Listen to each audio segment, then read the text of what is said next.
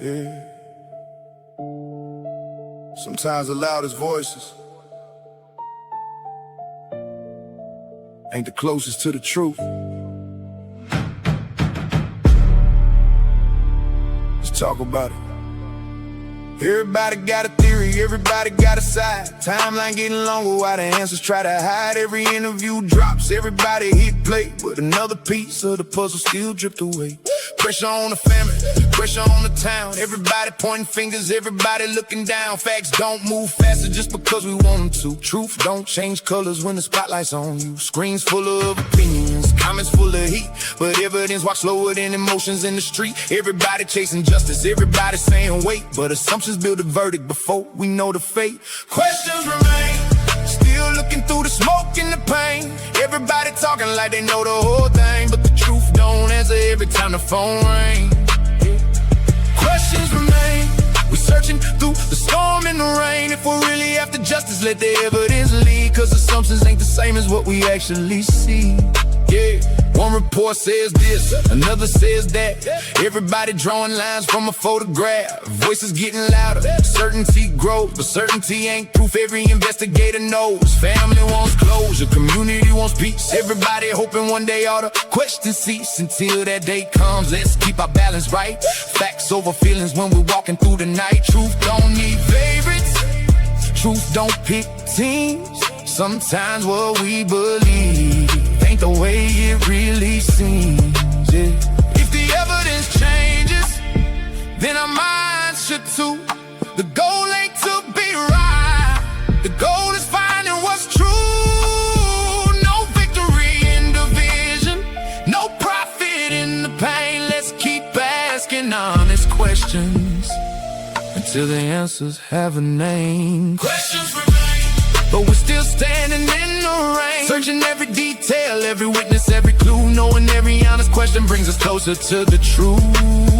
The questions remain, we won't let assumptions reign until the facts come together. We'll keep the conversation real and let the evidence speak for itself. Same soil, yeah, different roots, one community, still searching for the truth.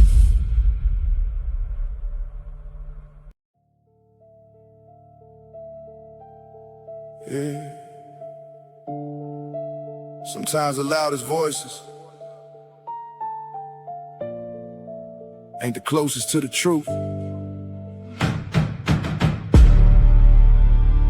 Let's talk about it. Everybody got a theory, everybody got a side. Timeline getting longer while the answers try to hide. Every interview drops, everybody hit play, but another piece of the puzzle still dripped away. Pressure on the family, pressure on the town. Everybody pointing fingers, everybody looking down. Facts don't move faster just because we want them to. Truth don't change colors when the spotlight's on you. Screens full of opinions, comments full of heat, but evidence walks slower than emotions in the street. Everybody chasing justice, everybody saying wait, but assumptions build a verdict before we know the fate. Questions remain, still looking through the smoke and the pain. Everybody talking like they know the whole thing, but the truth don't answer every time the phone rings. Questions remain, we searching through the storm and the rain. If we're really after justice, let the evidence lead, cause assumptions ain't the same as what we actually see. Yeah, one report says this, another says that. Everybody drawing lines from a photograph. Voices getting louder, certainty grows, but certainty ain't proof. Every investigator knows family wants closure, community wants peace. Everybody hoping one day all the questions cease. Until that day comes, let's keep our balance right. Facts over feelings when we're walking through the night. Truth don't need favorites, truth don't pick teams. Sometimes what we believe ain't the way it really seems, yeah. If the evidence changes, then our minds should too. The goal ain't to be right, the goal is finding what's true. No victory in division, no profit in the pain. Let's keep asking honest questions until the answers have a name. Questions remain, but we're still standing in the rain, searching every detail, every witness, every clue. Knowing every honest question brings us closer to the truth. The questions remain, we won't assumptions reign until the facts come together. We'll keep the conversation real and let the evidence speak for itself. Same soil, yeah, different roots. One community, still searching for the truth.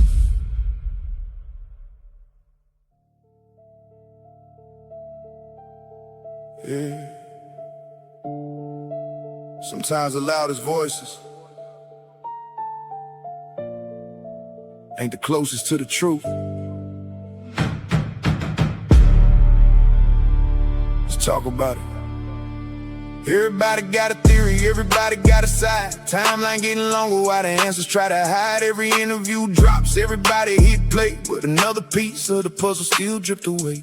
Pressure on the family, pressure on the town. Everybody pointing fingers, everybody looking down. Facts don't move faster just because we want them to. Truth don't change colors when the spotlight's on you. Screens full of opinions, comments full of heat, but evidence walks slower than emotions in the street. Everybody chasing justice, everybody saying wait, but assumptions build a verdict before we know the fate. Questions remain, still looking through the smoke and the pain. Everybody talking like they know the whole thing, but the truth don't answer every time the phone rings.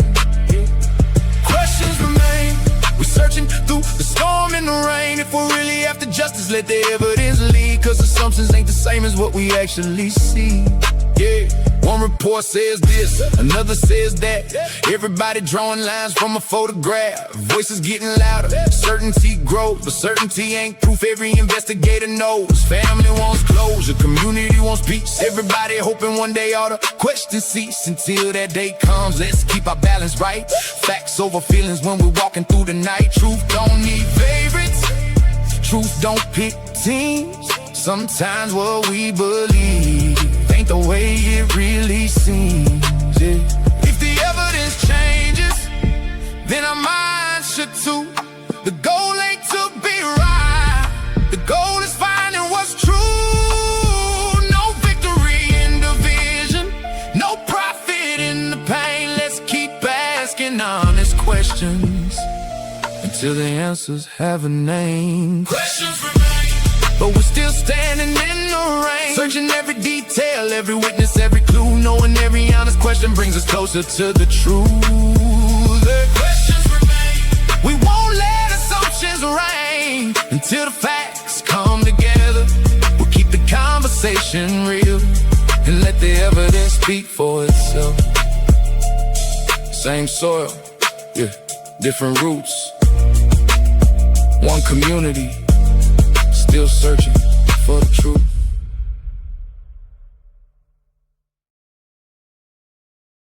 Like they know the whole thing, but the truth don't answer every time the phone rings. Questions remain, we're searching through the storm and the rain. If we're really after justice, let the evidence lead, cause assumptions ain't the same as what we actually see. Yeah, one report says this, another says that. Everybody drawing lines from a photograph. Voices getting louder, certainty grows, but certainty ain't proof. Every investigator knows. Family wants closure, community wants peace. Everybody hoping one day all the questions cease. Until that day comes, let's keep our balance right. Facts over feelings when we're walking through the night. Truth don't need favorites, truth don't pick teams. Sometimes what we believe ain't the way it really seems, yeah. If the evidence changes, then our minds should too. The goal ain't to be right, the goal is finding what's true. No victory in division, no profit in the pain. Let's keep asking honest questions until the answers have a name. Questions remain, but we're still standing in the rain, searching every detail, every witness, every clue. Knowing every honest question brings us closer to the truth. The questions remain, we won't let assumptions reign until the facts come together. We'll keep the conversation real and let the evidence speak for itself. Same soil, yeah, different roots. One community, still searching for the truth.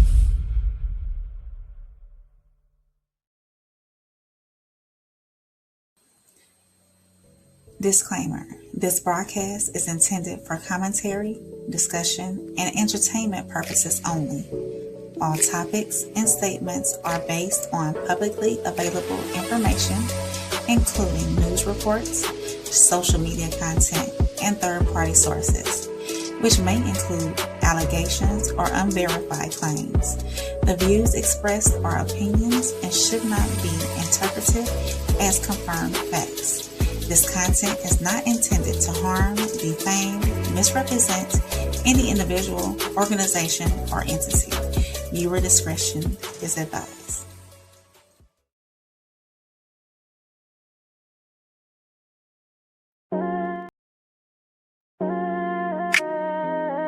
Yeah. Deep-rooted conversations, real talk, real words, real us, slows. Soft rain, no middleman between the truth.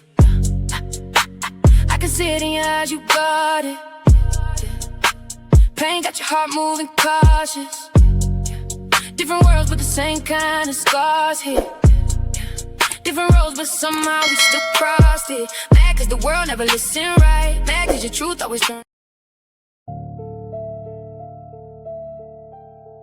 Yeah. Sometimes the loudest voices ain't the closest to the truth. Let's talk about it. Everybody got a theory, everybody got a side. Timeline getting longer while the answers try to hide. Every interview drops, everybody hit play, but another piece of the puzzle still dripped away. Pressure on the family, pressure on the town. Everybody pointing fingers, everybody looking down. Facts don't move faster just because we want them to. Truth don't change colors when the spotlight's on you. Screens full of opinions, comments full of heat, but evidence walks slower than emotions in the street. Everybody chasing justice, everybody saying wait, but assumptions build a verdict before we know the fate. Questions remain, still looking through the smoke and the pain. Everybody talking like they know the whole thing, but the truth don't answer every time the phone rings. Questions remain, we searching through the storm and the rain. If we're really after justice, let the evidence lead, cause assumptions ain't the same as what we actually see. Yeah, one report says this, another says that. Everybody drawing lines from a photograph. Voices getting louder, certainty grows, but certainty ain't proof. Every investigator knows. Family wants closure, community wants peace. Everybody hoping one day all the questions cease. Until that day comes, let's keep our balance right. Facts over feelings when we're walking through the night. Truth don't need favorites, truth don't pick teams. Sometimes what we believe ain't the way it really seems, yeah. If the evidence changes, then our minds should too. The goal ain't to be right, the goal is finding what's true. Good evening, everyone, and welcome to Same Soil, Different Roots. Tonight, I want to begin with a simple question. When does a question become a conclusion? Not because new evidence was discovered, not because every fact was verified, not because enough people repeated the same idea until it started to feel true. That's the world we live in today. Information travels in seconds, opinions travel even faster, and certainty often arrives long before evidence does. The Nolan Wells case has become one of those stories that challenges all of us. Every interview, every press conference, every social media post, every expert opinion adds another layer of conversation that is still unfolding. Some believe the answers are already obvious, and perhaps both perspectives deserve to be examined, not with hostility, but with honesty. Tonight isn't about proving one side right or another side wrong. It's about something much more difficult. It's about having the discipline to separate what we know, what we believe, and what we still don't know. Because justice isn't built on popularity. It isn't built on algorithms. It isn't built on who speaks the loudest. Justice is built on facts, evidence, and the willingness to follow the truth wherever it leads, even if it challenges our own assumptions. So tonight, as we examine interviews, public statements, and the evidence that's been discussed, We ask one thing of everyone joining this town hall: come with an open mind, challenge ideas, ask difficult questions, listen just as carefully as you speak. Because if we truly searching for the truth, we should never be afraid of more evidence. Welcome to Same Soil, Different Roots. This is Town Hall number 2, and it starts right now. Thank you, ma'am. Thank you, man. What a beautiful, beautiful intro, man. We appreciate you. We appreciate everybody who's tuning in so far on all channels, man. If you're tuning in from Facebook, please leave a comment, man. We are monetized on that side now, so we're trying to move that side of the needle as well. So we appreciate everybody supporting from all avenues. Again, welcome in everyone that's in the chat.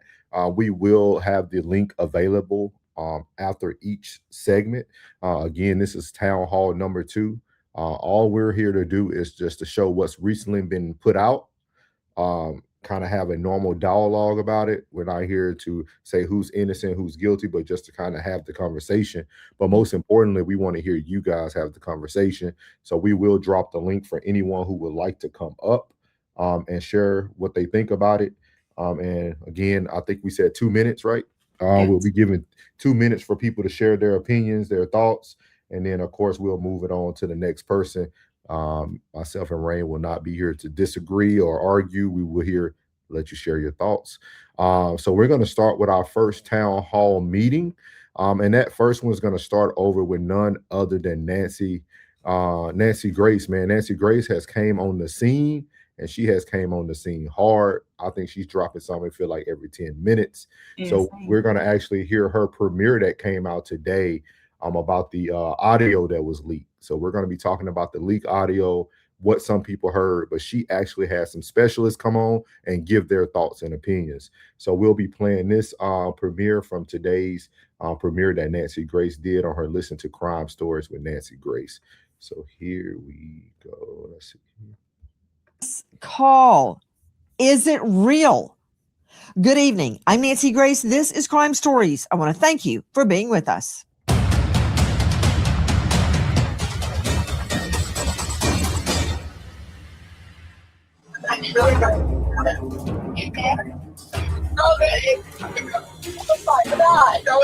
Everyone in the background is saying, is he dead? Nolan, wake the up. Claiming they're sinking and calling for help. And yet in the background, are we really hearing all of this other activity? Nobody has ever, none of the kids on this boat have ever admitted that anybody said that they thought Nolan was dead.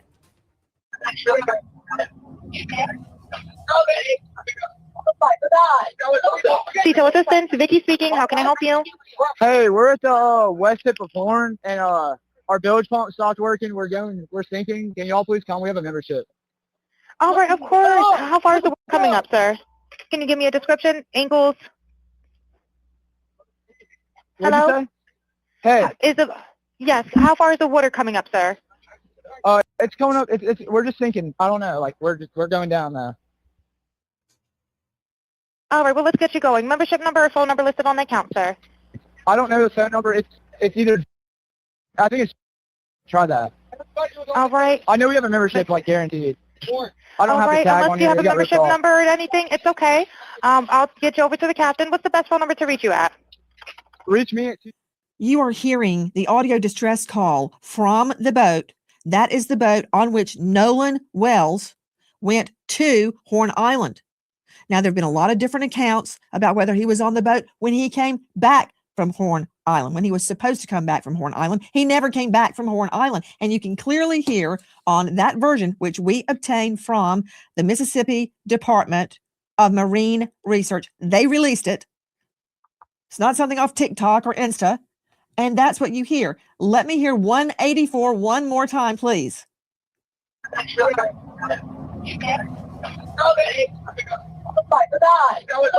Tito Assistant, Vicky speaking. How can I help you? Hey, we're at the west tip of Horn, and our bilge pump stopped working. We're sinking. Can y'all please come? We have a membership. All right, of course. How far is the work coming up, sir? Can you give me a description? Angles? Hello? Hey. Yes. How far is the water coming up, sir? It's coming up. We're just sinking. I don't know. Like we're going down now. Dave Mack, Crime Stories investigative reporter. What are we hearing? Nancy, this is the audio call from the boat that Nolan Wells took out to Horn Island. And the boat is attempting to leave Horn Island because the boat is taking on water.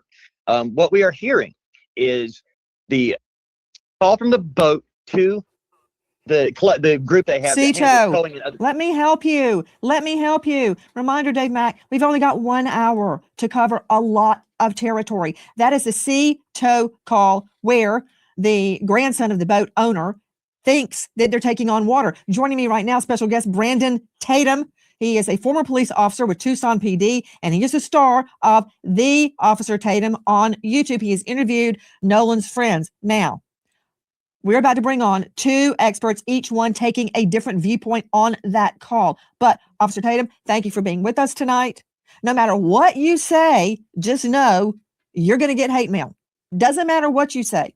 If the angel Gabriel came down right now and spoke on this case, he would get hate mail.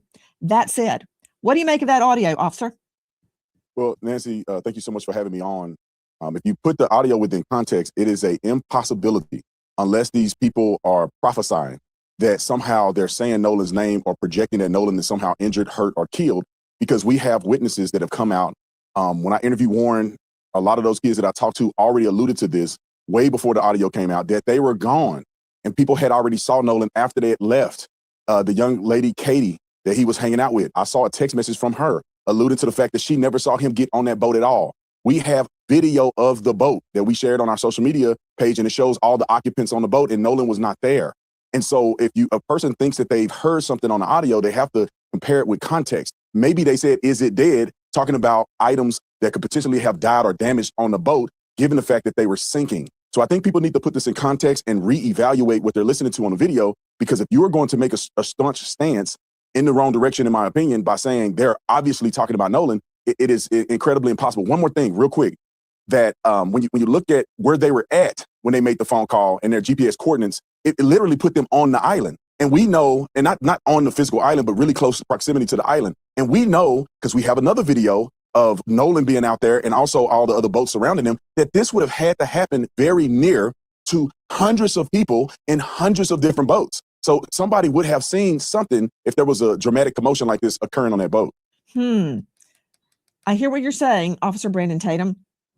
That last part that you said, that there were hundreds of people around and they would have seen what happened, that part, I disagree with that. John Mobley joining us, veteran trial lawyer out of South Carolina. John, take off your defense hat one moment and let's address that statement. Do I have to say Tupac? That just comes off the top of my head. Crimes happen all the time in a crowded area and nobody sees anything. Either they say they didn't see anything, or they really didn't see anything, because it all blends in, right? It all blends in. I've had a little boy thrown off the 3rd level of the Mall of America, almost to his death. He did die and he was brought back to life. Nobody saw what happened. A guy threw him over. People were all over the mall. The food court was crowded. Nobody saw. I had like 2 witnesses. So I think part of it is, Mobley, you don't expect to see something. And so your mind is not interpreting, it's not intercepting what you're physically seeing.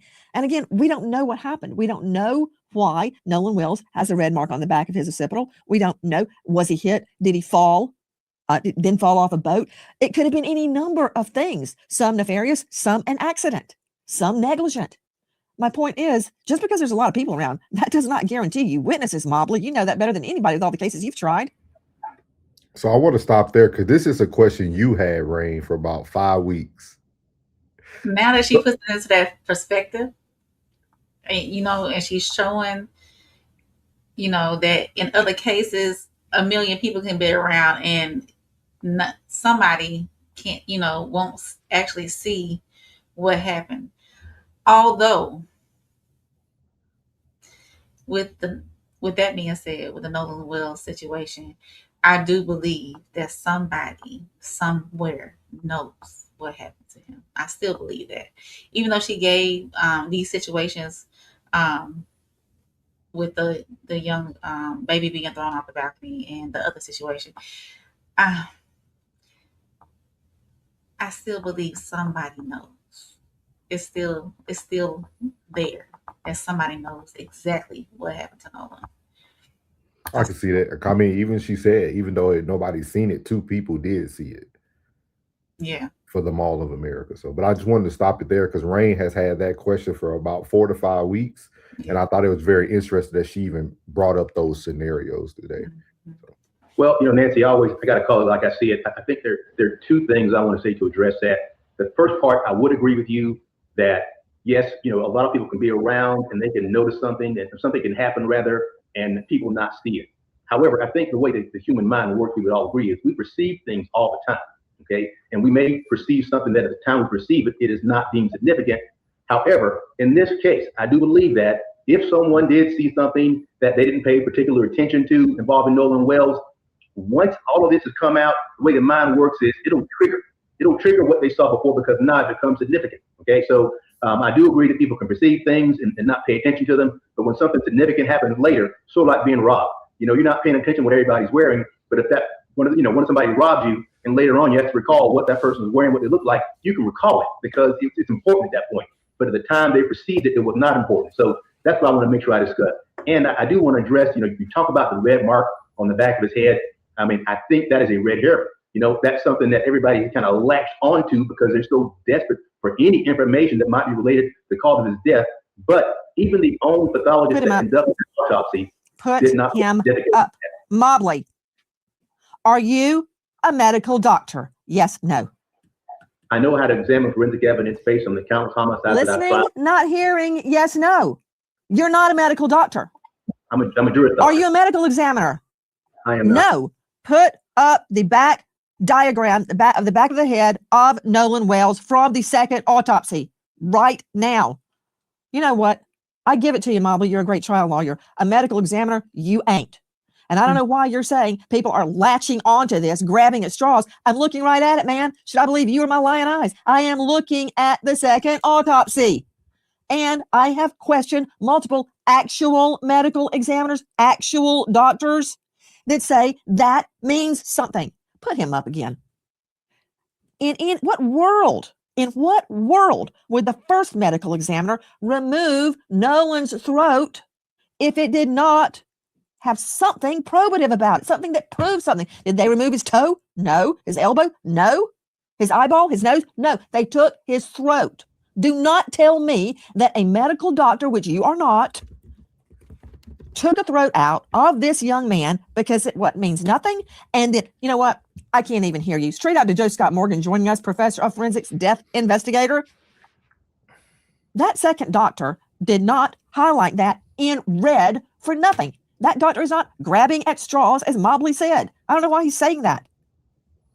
No, you're right. He has purpose. We have purpose in everything that we do in the medical legal world. And so when you see this highlighted area, it's unique in the way he has diagrammed it here.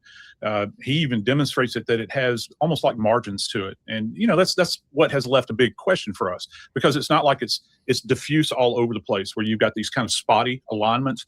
He's got a margin. It almost looks like a rectangle, doesn't it? Well, when we begin to see things like that, we think about patterns. And that's some of the questions that have yet to be answered. But what he does say in his relative to the second examination is that he did a multi-layered dissection. Now, this area had not been dissected by the ME's office in Mississippi. So what he's doing is he's going layer by layer. We're talking about the skin. We're talking about the subcu fat. We're talking about the musculature that's under there. And yes, there is musculature under there.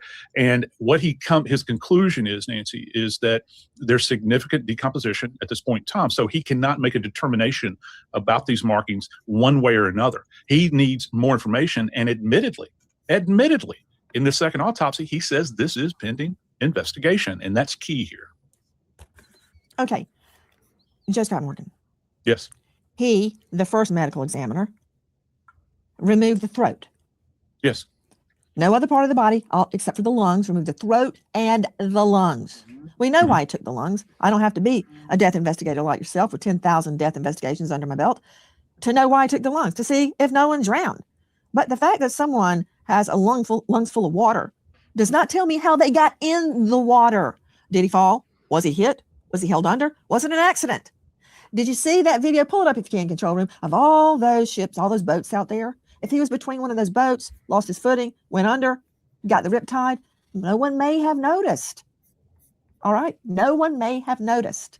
Look at all that. And there were apparently 300 or so people out there. This is just a tiny microcosm. It's July the 4th. Everybody's at Horn Island having a good time.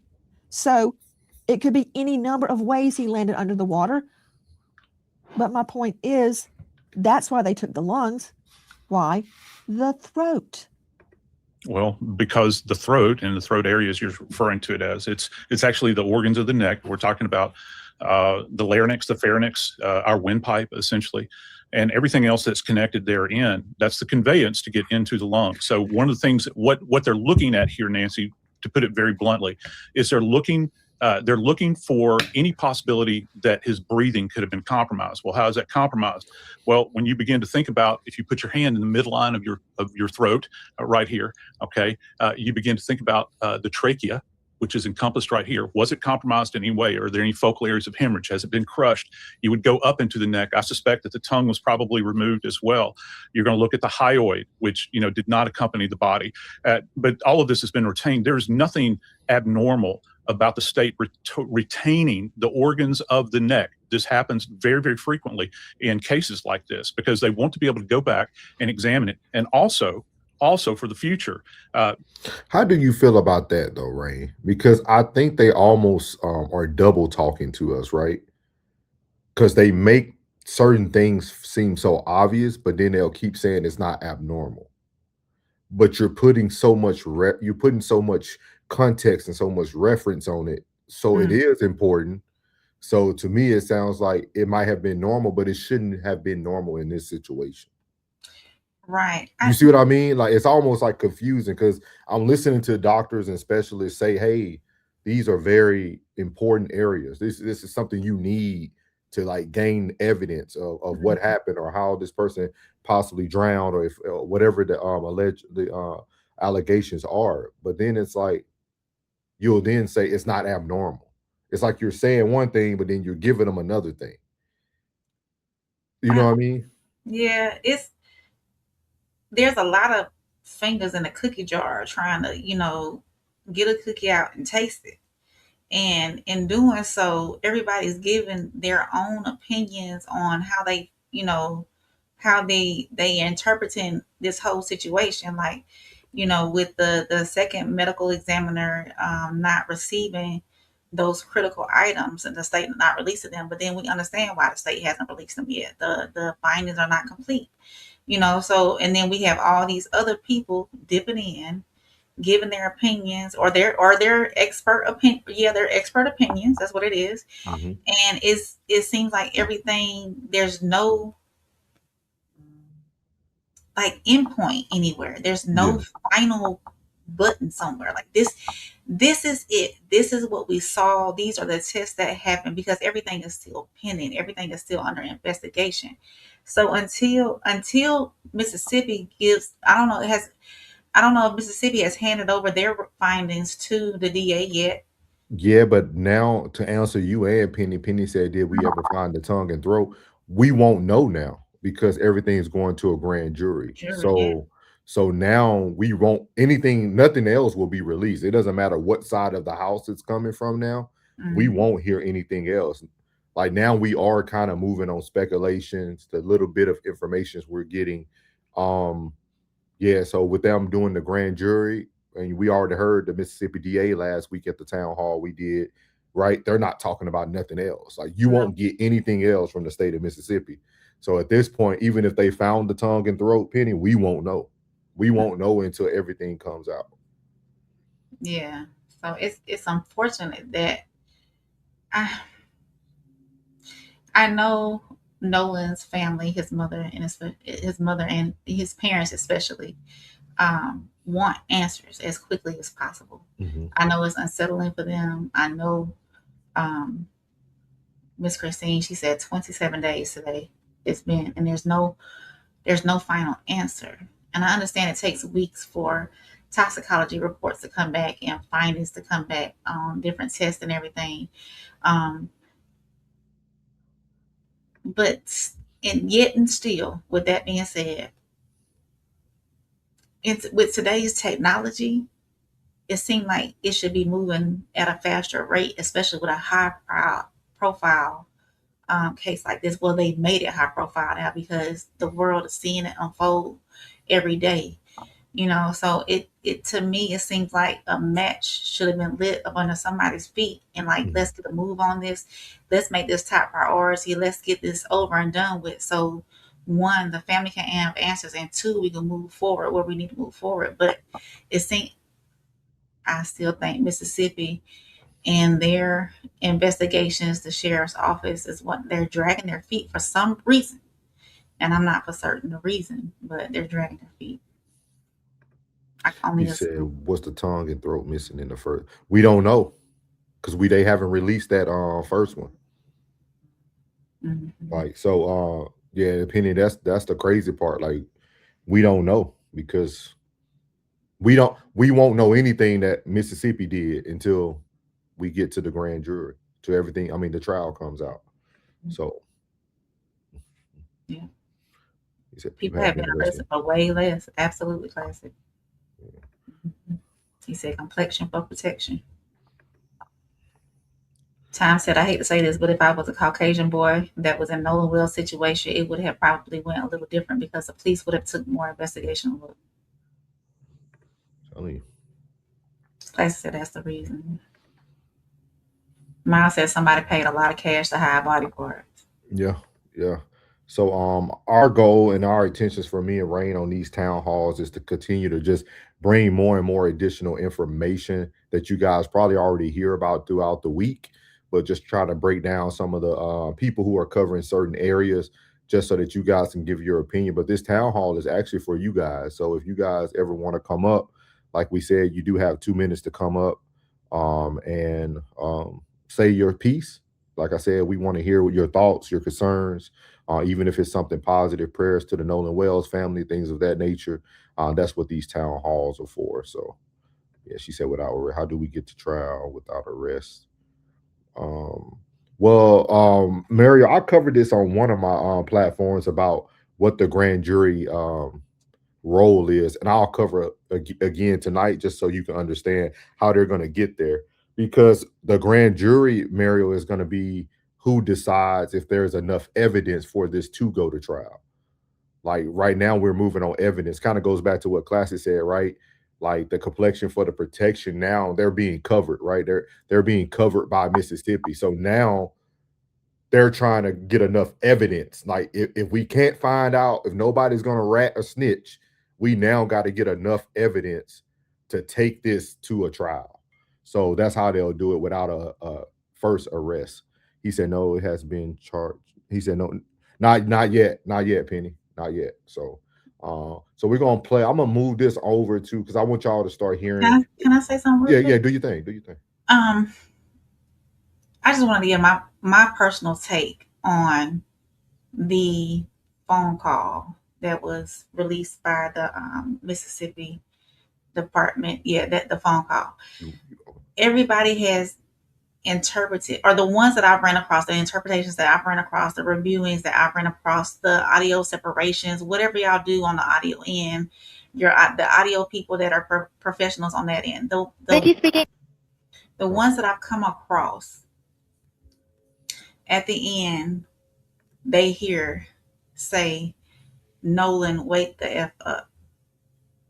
Or wake the F up. They're a lot of people are interpreting it as wake the F up.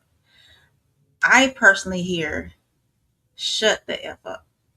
And the reason why I'm coming to that conclusion myself, and everybody has their own opinion on it, is that they are in a loud environment. There are tons of people out there. He's trying, and I'm not covering for anybody. I'm letting y'all know I'm not taking sides.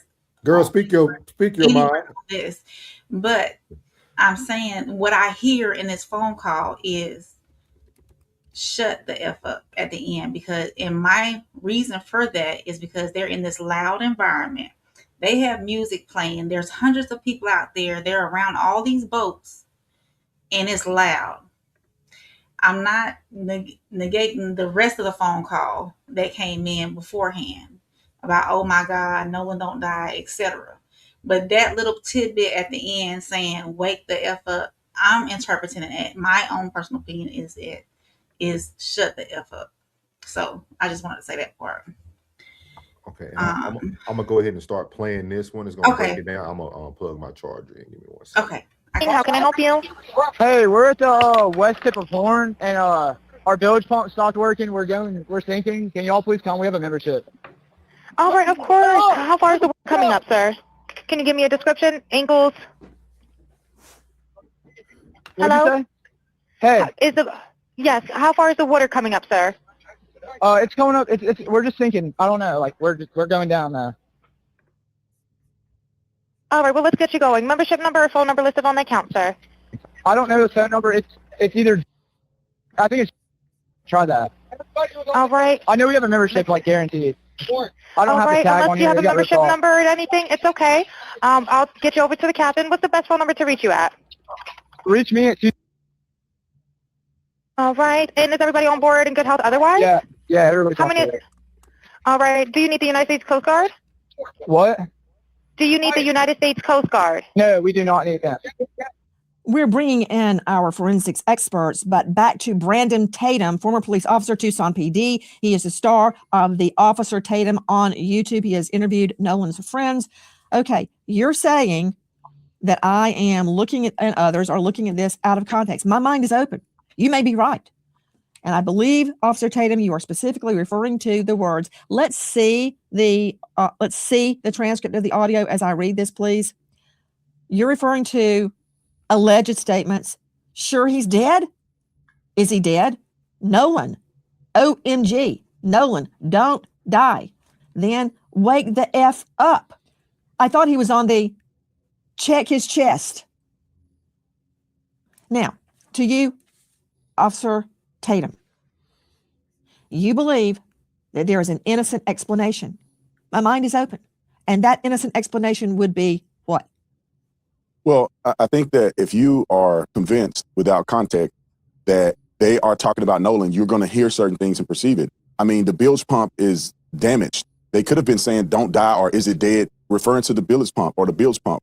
And they could have been talking about a battery. They could have been saying no, and people think they said Nolan. The only reason that I deviate from the transcript is because there are witnesses that have said they've seen Nolan after the boys had already left and after the call was already made. And also, I put my detective mind on, when I look at the reasoning, but why would they be calling and giving GPS coordinates and talking to this dispatch for 8 minutes if their best friend, whom I've spoke to these boys, they showed me pictures, they were emotional about Nolan's death. I was there during the funeral, at least there with them when the funeral was going on, and they were devastated that they couldn't go to his funeral. I perceive that it doesn't make sense if they had killed their friend in a malicious way or he was dead, that they wouldn't just simply ask for help instead of trying to cover it up and calling for a tow and talking for 8 minutes. I mean, all of those things, plus the witnesses, it just doesn't add up. And I just wish people be open-minded to saying, let me rewatch it and let me put it within context that Nolan cannot be on the boat because witnesses seen him afterwards, and let me re-listen to it and try to put it in perspective. So you're saying witnesses saw him afterwards, after that call, or did you mean to say witnesses saw him elsewhere?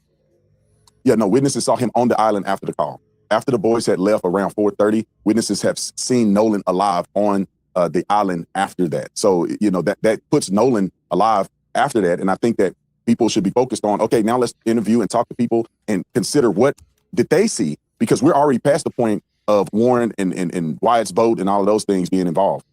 Officer Tatum, I had so many trial judges from all the cases I tried in different courtrooms, but one particular judge, my favorite, Luther Alverson, he had a particular jury charge.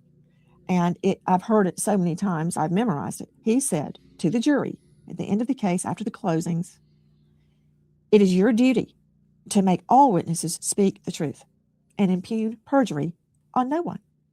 So what I'm trying to do is reconcile what you're saying with what I'm hearing.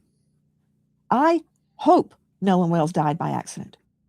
And this is what I wanted. This is why I wanted to cover this, because I hear what everybody is saying.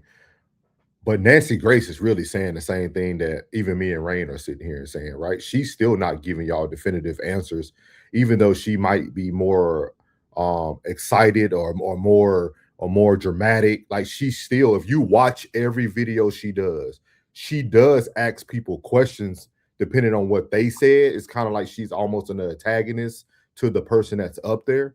But at the end of the day, she continues to say the same thing, that it's not enough evidence. I think everybody's entitled to their opinion. That's why we wanted to do the town hall. I don't think somebody's missing the point or people don't understand. I just think everybody thinks differently and it's okay. But at the same time, I think Classic did bring up a good point. It's almost like we leave it out that something negative could have happened to Nolan. It's almost like we passed that part and we just want to say he drowned. Like, no, it could have been someone could have hit him in the back of the head. Somebody could have pushed him off the boat. It don't even matter if it was accidental. It still could have happened. So I think that's the big and overarching question. Like he said, I think a lot of people are pretty much trying to take foul play out of it when there could still be a higher percentage of foul play. You know what I mean? So. But I'm not shutting down our crime stories investigation until I know. Now, I want to address this sound.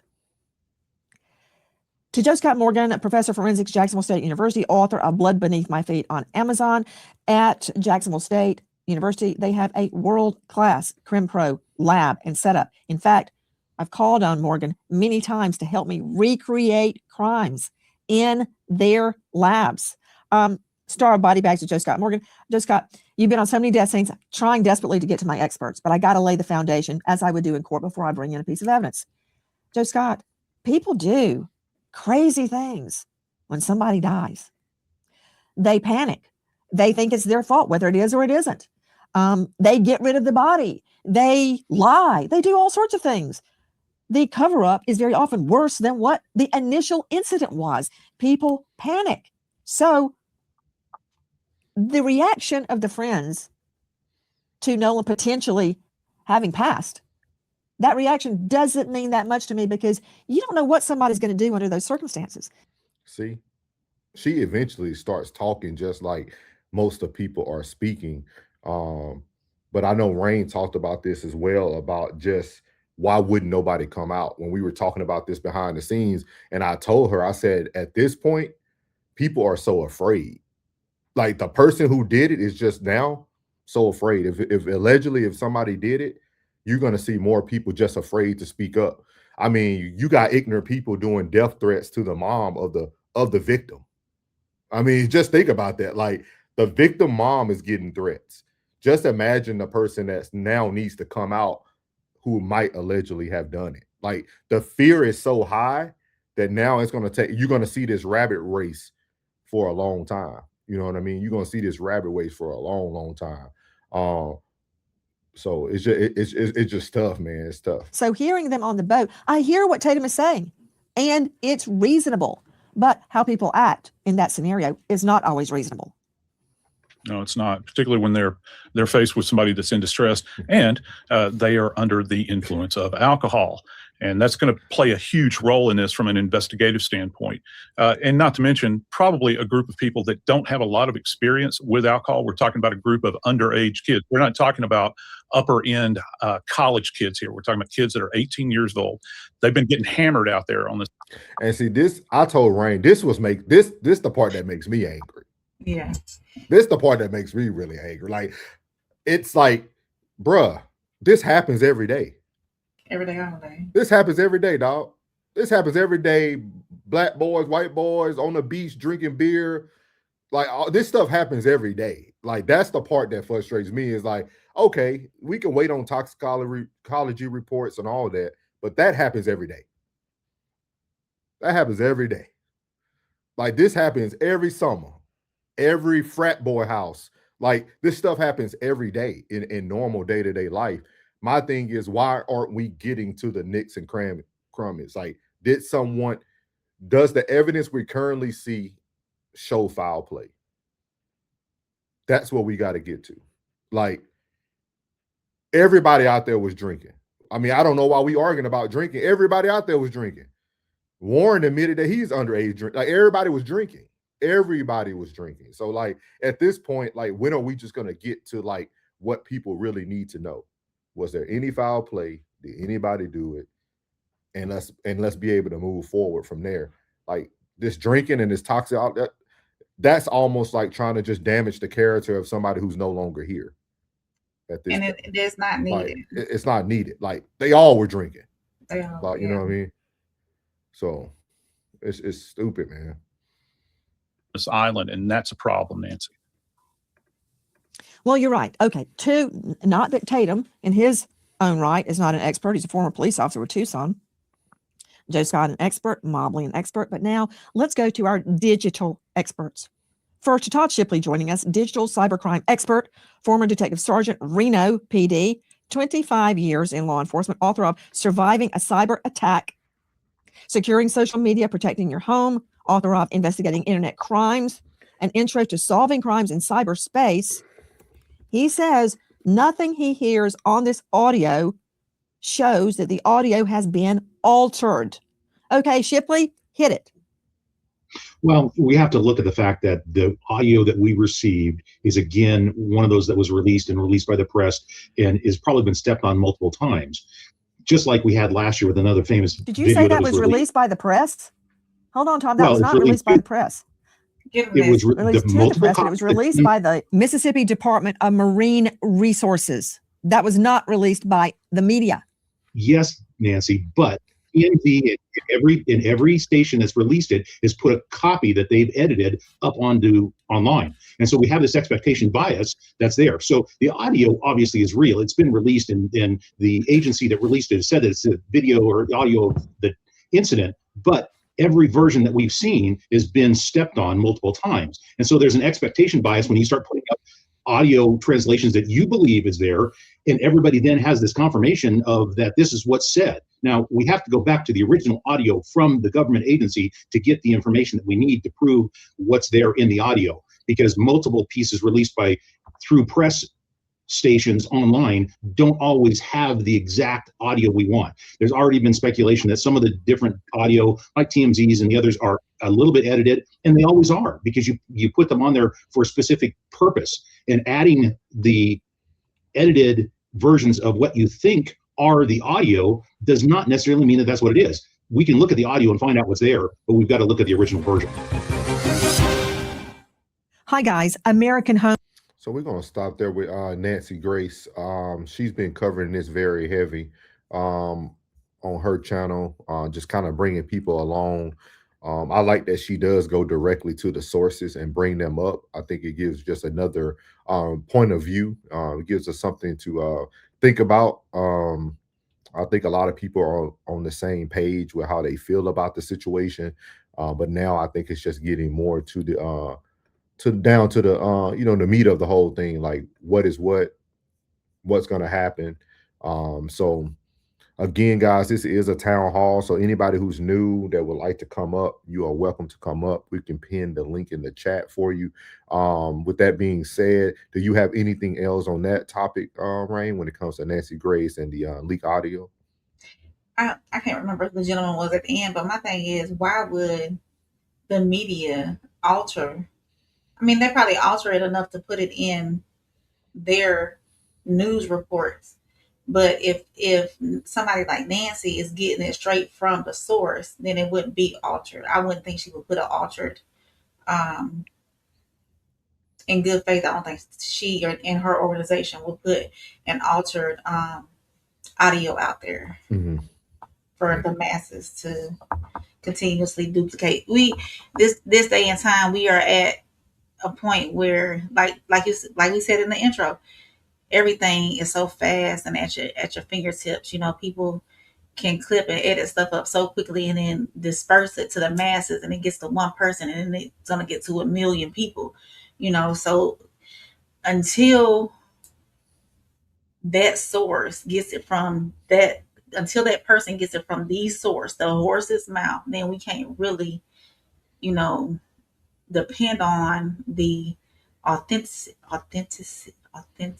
say that word. Yeah, of it. Authenticity. Yeah, there you go. So you got it that time, so I appreciate it. Mary, go ahead, read it. Go ahead. Mariel said, I'm so confused on why they keep the throat. That makes it even more suspicious. So, I think they sent it to a separate lab, didn't they, to get to analyze what was going on with that, I think. Yeah. I mean, I think we can really clearly say now, though, with the history of Mississippi, with everything that has gone on in Mississippi, Mississippi played the role Mississippi plays. Of course. Mississippi did everything that would confuse us, but if you really seeing it, it's what they normally do. Like, this is what they do. Because we're going to actually talk about it in this next clip with D.L. Hughley. I mean, he does point out of a lot of things that have happened in the state of Mississippi, right, that could cause people to already think that there's foul play regardless, right, with the trauma, with everything that happened in the past. Certain people, or most of us, could feel a certain way about how things are moving forward. But to answer Mario's question, the confusion was built on purpose. Mississippi knew this was going to happen. They knew building the confusion and letting the world try to sort it out with whatever they're going to hand you. They knew that was the play. So now it's all about trying to get to the trial and see how things pan out. So he said Officer Tatum a clown. So here, what is that? Welcome in, Angel you need in your life. Is Brandy more pretty than Aaliyah? Nah. But good question. Hey, how you doing? How you doing? Welcome in. So we're gonna move on to our town hall meeting number 2 topic. We're gonna go over to D.L. Hughley, talking about the Noah Wells situation. Even though I don't always agree with D.L. Hughley, the cast of people that he has with him bring up very diverse conversations. And I like when people allow people to have conversations and not judge. They just have conversations. So this is actually a pretty good video from D.L. Hughley and his team. So here we go. What would be your, where are you from originally? Don't Who, say, me? I mean, before you came to here. I mean, my not bad. the answer you give to immigration, the answer you tell us. From Nashville. I didn't know they had huts in Nashville. It's crazy. So, of course, Nolan Wells still continues to be a hot topic. Welcome in, Loretta, from the Facebook side. Appreciate you, ma'am. Thank you. And for everybody that asked me why we still talking about Nolan Wells, one man's Nolan Wells is another man's, Amanda. What was the young Natalie Holloway? One man's Nolan Wells is another man's Natalie Holloway. Remember, we knew all about Joran Vandersloot, and we knew all about Aruba, and we knew all was happening. Do you think that Nolan Wells was murdered? I do. You do? 100%. I think that Mississippi's going to be Mississippi. I think that black people are right to question all of the circumstances that have arisen. You have a young man, and almost everything we know about this case, we know because black people wouldn't let it go. Like his mother and her sister, or her somebody that's closely associated with her, found his phone. A young woman, cleaned the audio up so we could hear other things. And so everything we know, but Mississippi is being exactly what Mississippi has always been, and they are dubious and dismissive in terms of black lives. They don't have. You have just as recently as 2024, there were 215 black men who were found in the pauper's grave behind a local sheriff department. 215. All that was missing was a metal. All that was there to signify that there was a metal plate. It only came to light because a mother was looking for one of her, looking for a child, and they happened to find it there. Nobody said 215 people. That's a lot of people. You have Medgar Evers. It took 31 years and 3 trials to finally get a justice for him.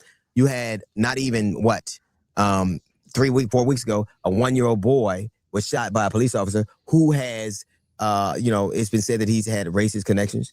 We don't hear anything about that. Mississippi has been actively participating in poisoning the water of, or not even poisoning, allowing these citizens of Jackson to be poisoned with the water supply. The very same thing that existed in the 60s exists now. So they have a dubious history when it comes to the value of black lives. I remember I was playing a gig in Jackson. I stayed at a brand new Westin. It was a brand new Westin they had built in Jackson. It was right across from the jail.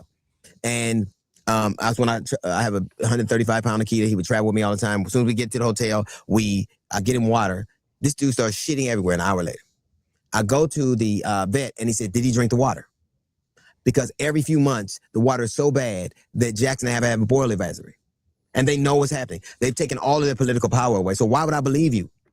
The only reason we know anything is because Black people haven't let it go. I think it's also worth mentioning when you're talking about things that happened dubiously in Mississippi in 2022. Remember Demontario Gibson, yes, the FedEx truck driver, right, where a father and son shot him. So this is a good conversation I wanted to have too, right? Because without Nolan Wells, not saying everybody, but most people wouldn't even be talking about these cases. We're going to talk about it in one of our last topics, even the thing they did today with all the parents, right? With the Nolan Wells family, with the young gentleman from our city in Dallas, Fort Worth, who was also drowned and his friends left him. None of this would have been talked about without Nolan Wells. And I think that's always the bigger conversation I try to put forward is like, okay, how do we bring the light to everything like we're bringing the light to every other situations? I know everything's not going to be, you can't pick every crime, right? We'll be on here every day for every second of the day. I understand that, but it's almost like we can easily recall things that have happened. But it's like, okay, but why weren't we given this information or talked about this? Why wasn't that pushed in front of our faces so that we then could support this family that she's currently talking about that this happened with in 2022 during a pandemic that we know was a lie now, which we'll talk about that next week. But with all that, you know, like those are my questions. I know there might be a big axe, right? It might be something that I know it's impossible to see everything, but it's almost like I think we need to really start covering, even if it's a piece of things, just putting the case out there. I think it's going to be very important that we start doing that because, again, I always tell everybody, we the creators are the voice of media now. Like, so regardless how big or how small or how minute, even if it's 100 people that watch it, that's 100 different people who now took in information that they probably wasn't going to take in from anywhere else. So we just got to do our due diligence to try to do our best to like cover some of those things. That's my biggest thing. Is how do we do this? How do we pick? He said it's a fair. Yeah, like that's my biggest thing. That's what I always been trying to push. It's like I get it, right? Like I get that right now. And then like I just have a lot of mixed emotions, bro. Like even watching the thing today, why I feel like we kind of taken away from Nolan Wells. Because the other two was because now we're adding the other two kids in there. To me, that's taken away from Nolan Wells. Like that's my opinion. That's just me thinking out loud. Everybody can push back or feel a certain way, but it's almost like, okay, now you're bringing up this kid that happened in Dallas. You're bringing up this other person that was found behind a store. Like it's like, okay, but why didn't we have this type of momentum for those people? Like how do we? If it doesn't get spread from the local news is across the nation, however this got momentum, each of those cases have to get that same momentum for whatever reason, you know. So what it's up to the locals who feel some type of way to push it forward, to get the news stories out there. And like Classic said too, you know, there's so much going on. We will be covering it forever, you know. And I will say that even July has been so heavy in my spirit because of this, because I'm a mother as well. So July has been so heavy. So sometimes we got to step away from this, you know, in order to, you know, pull our spirits back up. But then you still want that justice for these parents so they can put it to rest as well, or they can have that closure as well, you know. So it's up to the locals, though, I would say, in order to push those stories out there to the masses. I've been reading, you know, stories across or trying to read stories across the nation. You know, sometimes I get, well, you've seen it on the radar. I get bogged down in Florida, or I'll get bogged down in Texas, or I'll get bogged down in Chicago area. You know, so it's I think it's more so up to the locals to start pushing those things out there. Yeah. And it's so much stuff going on that everything can't come to the light, you know. Yeah. So yeah. And I do agree with Classic on this one. Like they did do a good job. Like, cause like once you get invested in it, and I think, and I'm gonna say this right here, I think for anybody now, man, once we find out things and things start moving forward, I would encourage people to start doing more of your local news, more of things that affect you in your community, and talking about that more on your different platforms, because then I think we can at least get small pods of groups of people. If you got 1,000 people watching what happened in Shreveport, Louisiana about this young black man or young black girl or whoever it may be, something happened to them, I think we can at least push that out to the thousands of people who are going to view it, right? So that's going to be my goal moving forward. Is like, if I hear about something, I'm going to at least speak on it, at least try to bring it to the forefront, regardless if media thinks it's a big deal. Because like kind of like what Class said, I think that's what they wanted to do, right? They wanted us to kind of start picking and choosing. And it almost goes back to that slogan back in the day, when they were talking about, how everybody started arguing about all lives matters when they started the Black Lives Matters thing. It's almost like they made you start choosing at that point, instead of saying, you know what, a tragedy is a tragedy, period. And we got to cover it. Like, I don't care if it's little John from Tupelo, Mississippi, like John passed away. I need to be talking about John, even if it's that one episode that week that we talk about him. So I would highly encourage you guys to really start looking at your local news, your local pressers, and really start putting the news out, man, if that's what you're passionate about. So. Killed him, and were both acquitted. And then the two FedEx driver, well, actually they shot at him, and the judge suspended the case with prejudice, or dismissed the case with prejudice, and they got that right with prejudice. We are right to be dismissive or to be suspicious of people who've shown us who they are. Mississippi going Mississippi. There's nothing inconsistent about what we know Mississippi to be. I'm not saying that everything that happens there is this way, but they're not. The governor of Mississippi comes out and calls, basically says that Ben Crump and Al Sharpton are stirring up racial strife. No, that ain't gonna happen. If it weren't for them and people bringing, I can understand, and I don't know what happened, but I do know that a young man is dead, and the fact that his mother, who only wants to see justice for her child, is getting doxxed, like her job is getting bad reviews, her personal business getting bad reviews, and getting death threats. Right. Ain't nothing more Mississippi than threatening black people for nothing. I don't understand. We don't trust you because you've proven to be untrustworthy. Your governor has never said anything, and when he does say something about what's going on in Mississippi, the first thing he really talks about, if any significant, to any significant degree, is to malign Ben Crump and Al Sharpton. It sounds like outside agitators, right? Sound like what they used to say before. Right. It's interesting that Brandon Tatum is welcome in Mississippi when Ben Crump and Al Sharpton are not, for the exact same reason that Stephen A. Smith is welcome at ESPN and Ryan Clark are not. Is not. Anybody who says or asks questions, you talking about a state that got mad because niggas tried to read. He said it could be.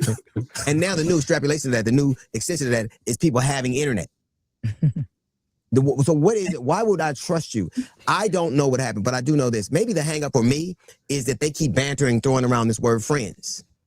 We were his friends. We were his best friends. Who is it? This young man this young man right here.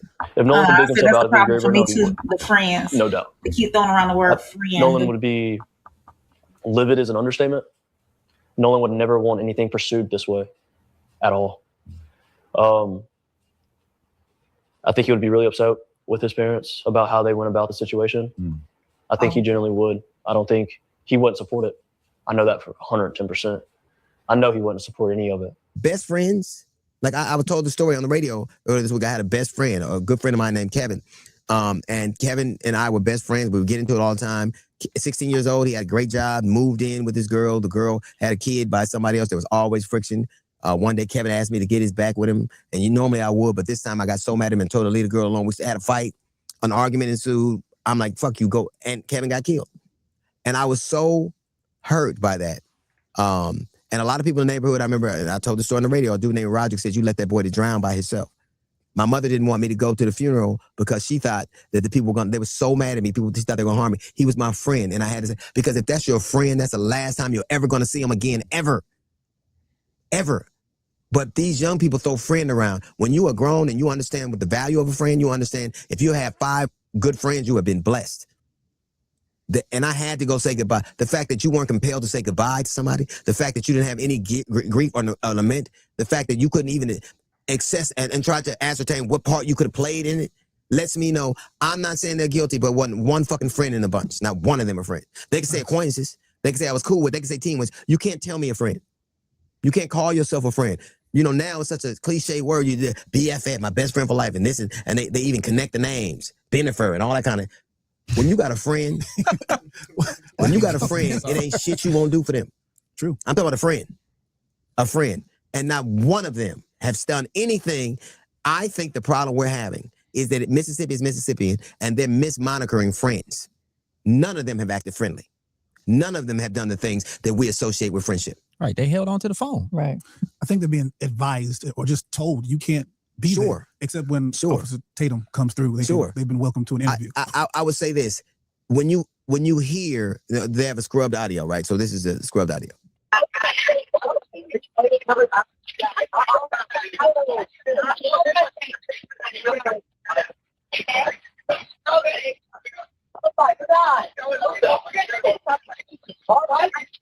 Hey, we're at the west tip of Horn, and our bilge pump stopped working. I'm gonna start it back, y'all. Rain trying to really hear it, so I'm gonna I start it back. I was closing my eyes, so I got you. I'm gonna start it back. I'm gonna actually slow it down. I'm gonna slow it down to normal speed so you can like really hear it. Okay. Scrubbed audio, right? So this is the scrubbed audio.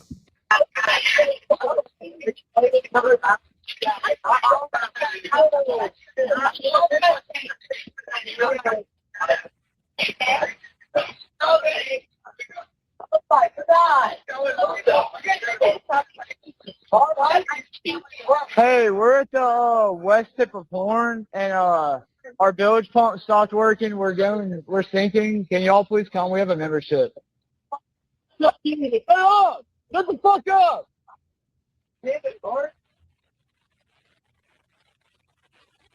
They're threatening the woman who scrubbed the audio.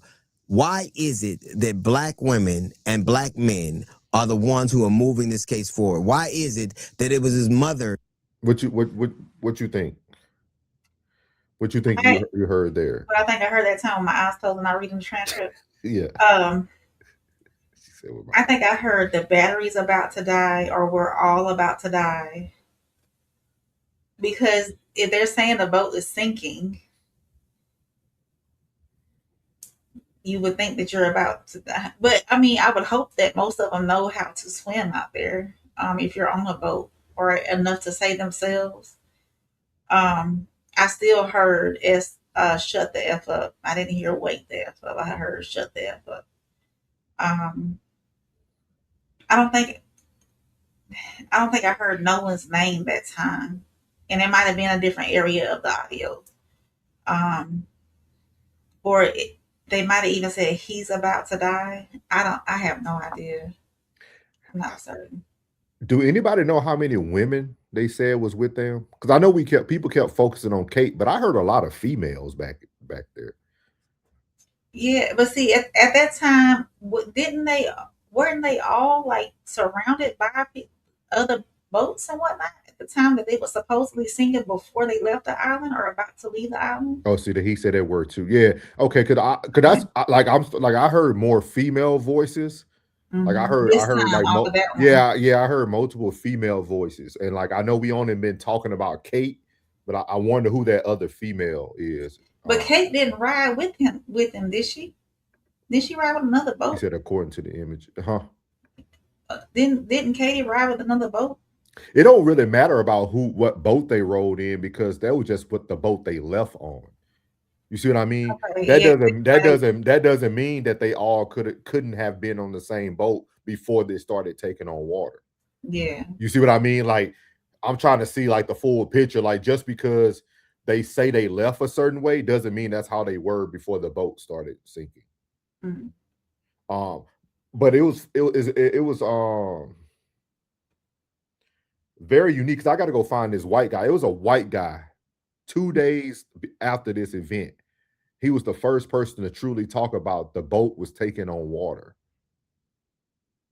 And nobody was talking about that at first. Because remember, when we first found, they first tried to tell us that nobody was called, there was no tow. Like we got all that first. We got all the Yeah. first lies. But it was a white dude that, I got to find his stuff because I wonder what else he's been covering, because he was the first one to say, nah, they were taking on water.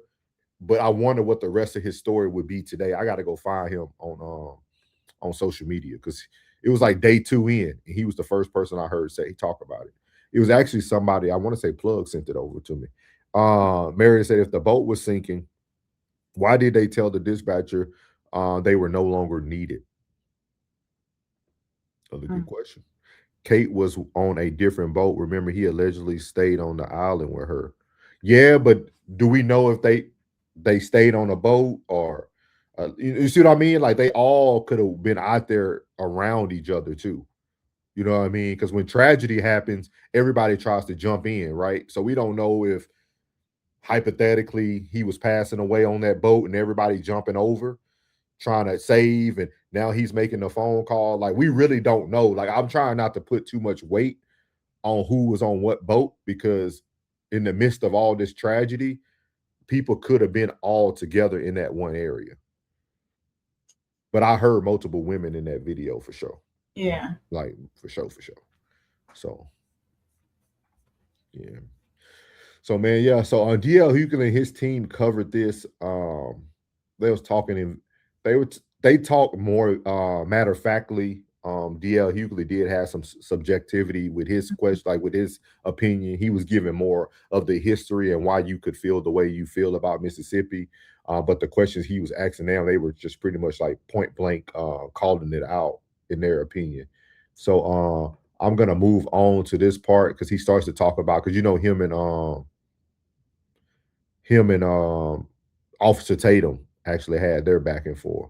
Okay. He said they rode around on that broken boat for a while. That is what the GPS said too. It was moving a lot for it to be a boat that was drowning or sinking. Father. But they supposedly fixed the bilge pump, no? I'm sorry. They supposedly fixed it though. They got it going again, supposedly, allegedly. I'm like, that must have been But I'm gonna tell y'all this, man. The boat sinking, none of that really don't matter. like when you think about what we're trying to get to, yeah, I don't care if they was on a canoe. Like, what happened to Nolan? That's really the question. That's the question. Like, what happened to Nolan? I don't care if the boat was sinking. Like I don't care about none of that. I want to know what happened to Nolan, because the boat stuff don't matter no more. That's just another distraction. That's all. That's another distraction. He said, "Come on, Rain." Yeah, we know. We know class. Why can't that Brandon? I'm not gonna call myself Officer Tatum because it's sucker shit to call yourself the job you used to have. It is. If we were together and we ain't no more, I'm your ex, right? Yeah. Right? I'm your ex. Not with him. He's still your boyfriend. That's how you know. When you're a black man, they make you hold the shit you used to be, so it holds weight now. It holds weight now. I'm not knocking this dude. He looks like the kind of man that would have to marry a white woman. He does. He does. He looks like anytime a man called himself what he used to be, he was a football player and failed at that. Then he found his way into police work, right? Now he's out of that. Now he's always looking for the same adulates and same cheers he used to get on the football field. And usually them came from white coaches. So he's only doing what he's been trained to do. Wow. This dude is it, and now to get there, and this dude's talking about he was on cocaine, and listen to this. Someone close to Nolan, one of his friends, told me that this person was offered cocaine and rejected it from this person. This person told me that it's over 100% chance that Nolan was using cocaine during this period of time. If he was in fact on cocaine and did cocaine and alcohol, the best time to do shit like that is when you're young. If he were a 50-year-old dude doing it, established-year-old dude doing it, it would be a blight. But all of us, I've done cocaine, right? Wait, Hold up. wait, DL, hold up. You done cocaine, right? No. Well, you from Africa. I don't know what you did. I have not done cocaine. Okay, I have. Have you done cocaine First of all, before? my mama watching this show. You ain't supposed to be saying shit like I done cocaine. You done. How about we just say everybody here? He said, Richard said, by now this case is not took serious by anyone. I think it is. I think it's from people like us. Classic's been covering this very closely. Like I think there are people who are taking it serious, Rigid. I think the bigger celebrities are in a pissing contest. They're talking about each other instead of just going to the facts of the case. So I think when you see it from the bigger platforms, you might feel like that. But I think the people who really care. But like I think a lot of this stuff is like a pissing contest for the rest of the celebrities when they're going back and forth about their personal instead of just keeping it on what it is. He said, Mary said, what person? What's the name of this said person? I think the one that told Officer Tatum. Oh. He never dropped the name, Mario, when I watched the little clip. So I'll say this. What bugs me about Officer Nolan, Officer Tatum. It sounded good, didn't it? Officer Tatum, I did it again. Is why spew these facts that you're getting from a back end, but there's no confirmed reports yet. Like there's no confirmed toxicology report. And are you doing it for clicks? Are you doing it so people can say tune in to you? What are you really doing? Why even spew that out? Why even put that out there when it's a possibility that it can't be true? So you're gonna have to retract your statement. Oh no, he didn't have it in the system. The toxicology report came back and he was clean. So why even throw that out there in the mix of all the mud that's being spewed around anyway? I think it's now, again, I told you, I think it's just a pissing contest, right? Like, I try to watch the full videos of these things because you can really see what's really going on. Like if you really watch the first part of that interview before also, see, they just clipping it for you. But if you go watch the whole thing, Officer Tatum opens that video up talking about the people who have slandered his name so far. So is this get back? I'm serious. Like that's why I was kind of speaking to Rigid's point, right? Yeah. You're starting to see these big people take it personal and they're worrying about what people are saying about them instead of them just covering the case. Yeah. Like it's no longer about Nolan. They having a pissing contest between each other. Like you're insulting the character instead of just having just talk about the case. Y'all can have that pissing contest after we find out what happened to Nolan. And of course they're trying to find any negativity that they can link to Nolan to tarnish his name, because his mother spoke very highly of him. Family have spoken very highly of him. Even his own friends, so-called friends, have spoken very highly of him. So they're trying to find something in the mix to tarnish that great look that Nolan has, was all who he was, basically. So, yeah. Regis said, but we're doing nothing. Our words are not enough, just throwing away grievances. Not saying go to war, but it's nobody that could make something happen being addressed. And Rigid, I think that goes back to Mario asked pretty much the same question in a shorter form, right? She asked, why isn't it no huge protest going on in Mississippi? And once I'm trying to see the best way to put it. You get to see what people really are willing to stand up for.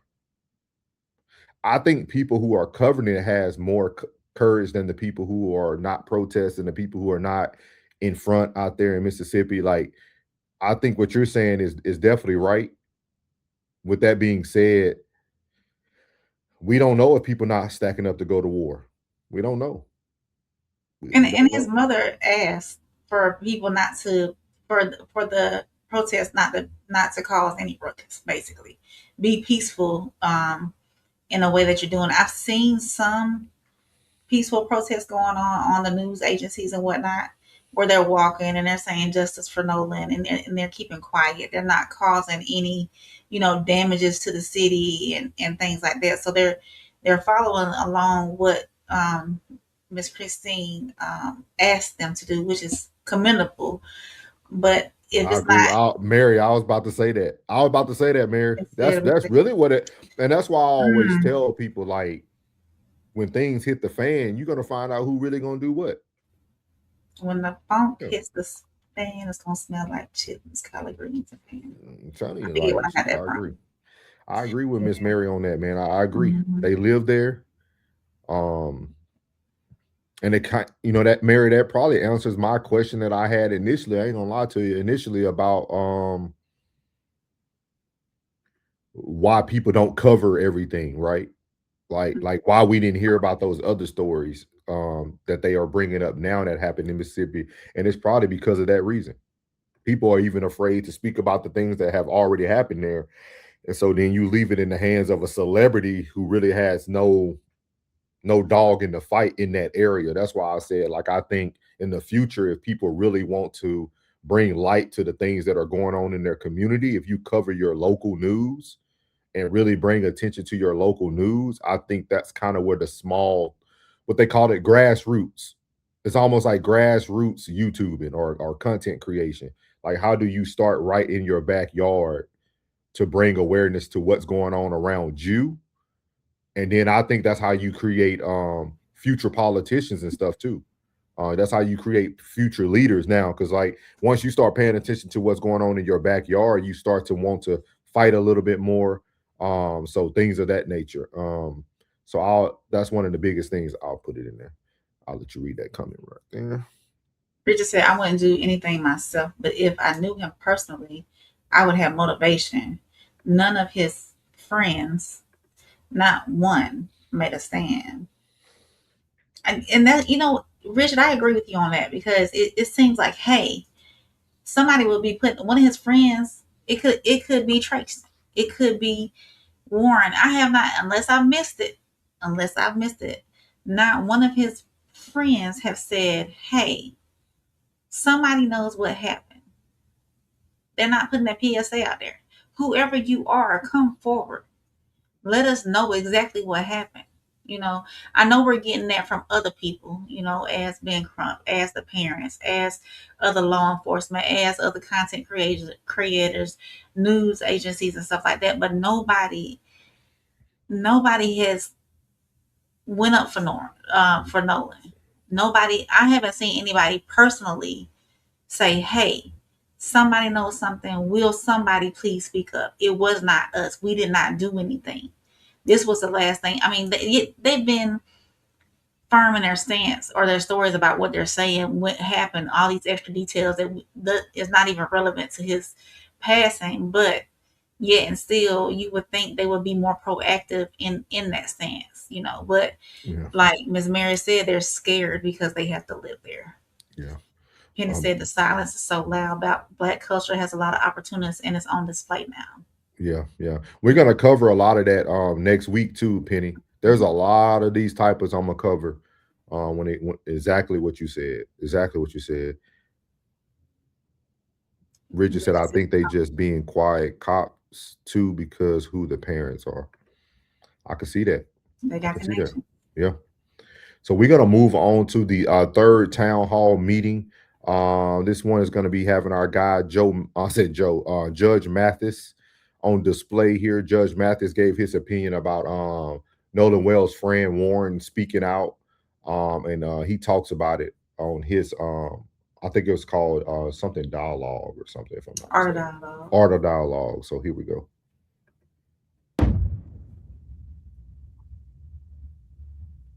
Yeah, the friend you referring to is Warren Hudson. He did an interview where he made a comment about how Nolan, he was drinking alcohol on the boat. Well, they all were. Who are they kidding? Who are they kidding? They all were. I bet it was, even if they had a 12-year-old on the island, he was drinking. So no, yes. So was he. So was everybody. So did everybody drown with bruises on the back of their neck?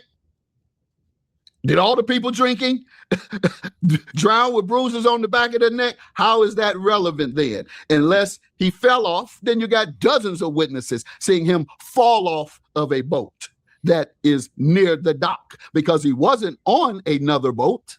He stayed behind on the island, perhaps in the dock area. So what's the relevance of him drinking? He didn't get drunk and fall off in the ocean. We do know that. In someone else's boat. So that's no relevance. That's just like saying George Floyd was high. And so therefore they had a right to execute him. And so we're saying now, oh, well, Nolan had been drinking. That doesn't give you a right to execute him. When I say execute him, I mean kill, of course. Yeah, his friend doubled down that Nolan wanted to stay. He also said that it was common for people to leave their phones on the boat for it won't get water damage. No, not either. You know, no teenager in the world, they would risk the salt. What is him? Salt water if you drop it? If you drop your phone in any water, you can drop it while you're on the dock. Drop it while you're in the boat. Drop it. So you can drop it in any place in the area of salt water. And so no, everybody, all those young people, it is not common. That's a lie. It is not common. And I have no facts to verify it other than common sense. And I don't believe that a lot of those teenagers actually leave their phone somewhere unattended for hours. That's what he would be suggesting.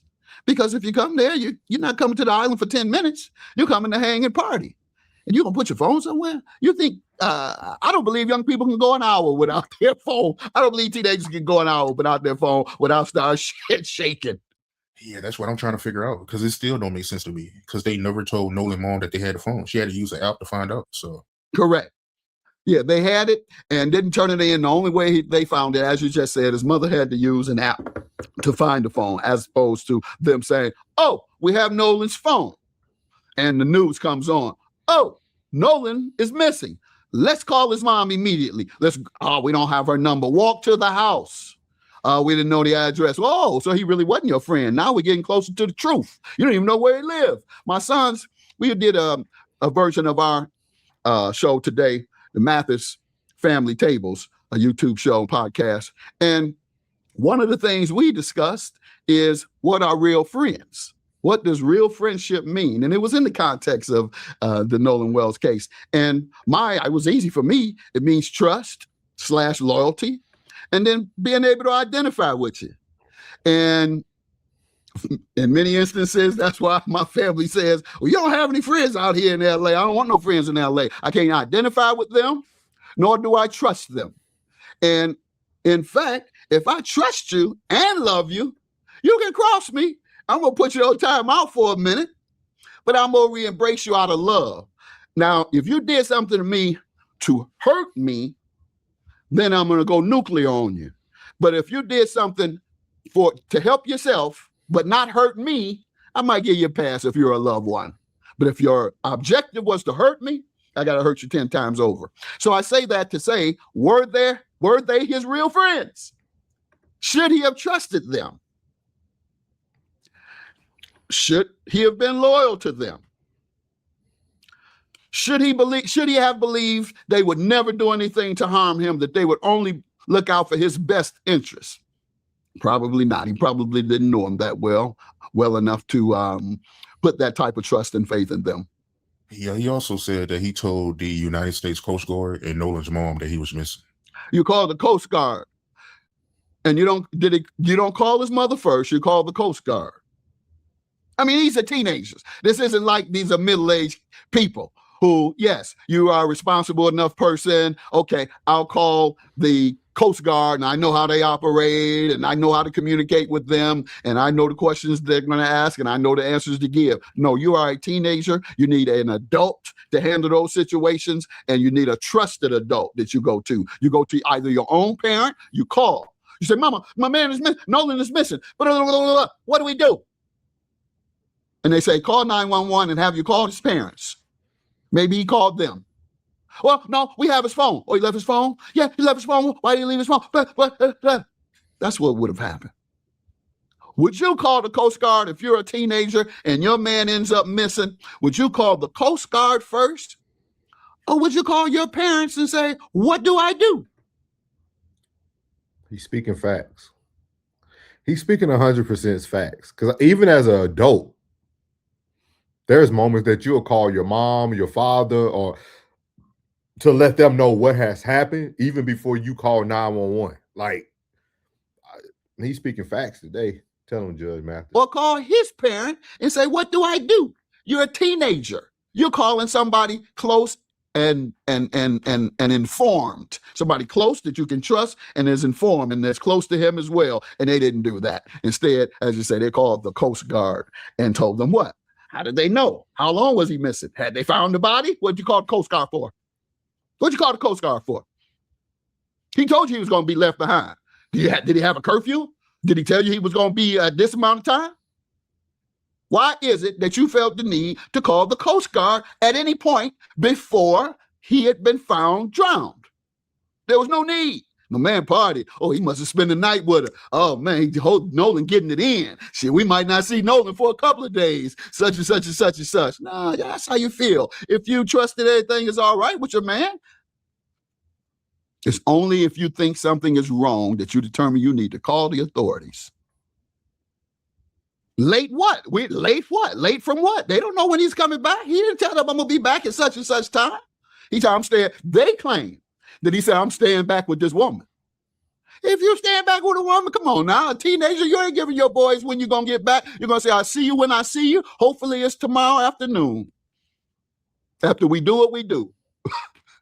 That's the mindset of a teenager staying behind and his boys going forward, knowing that their boy has been staying behind with his woman. But once again, the woman they claim he stayed with, her sister or best friend, said they only saw Nolan in passing.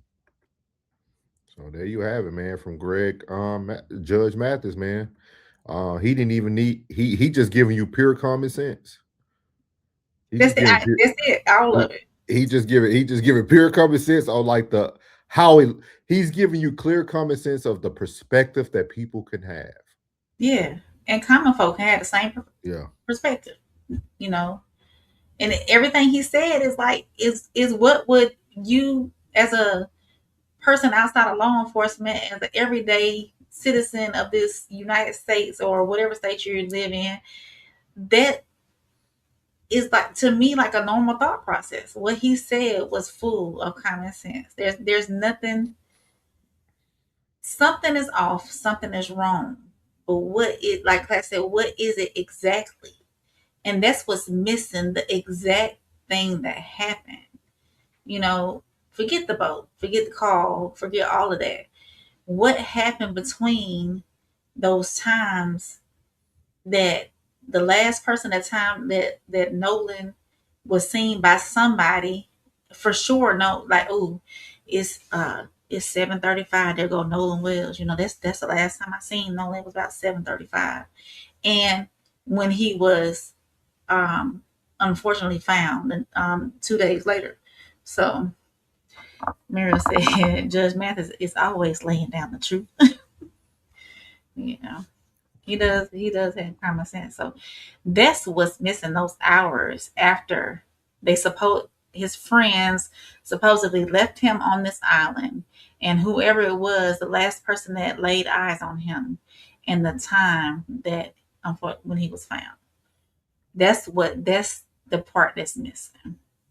Penny said, money and privilege operate from protection and fear not, concern and love. Silence is the best defense once the evidence has been collected. Yeah, that's what we're witnessing right now, Penny.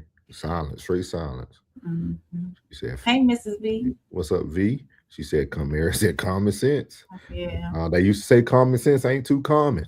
Mm-hmm. Where I grew up, it ain't too common. So, yeah, there you have it, man. You had Judge Mathis. I thought he gave a great take on it, like just from like a person who even didn't need all the details, right? Didn't need to talk about the recording that leaked. This is just what I'm doing, piecing it together in my thought process if I was a teenager or a young adult. Mm-hmm. That's all he did. He broke it down to the dumbest form of like, hey, all right, let's take out all that. Yeah. Not one time did he mention race or anything. All he said was, boom.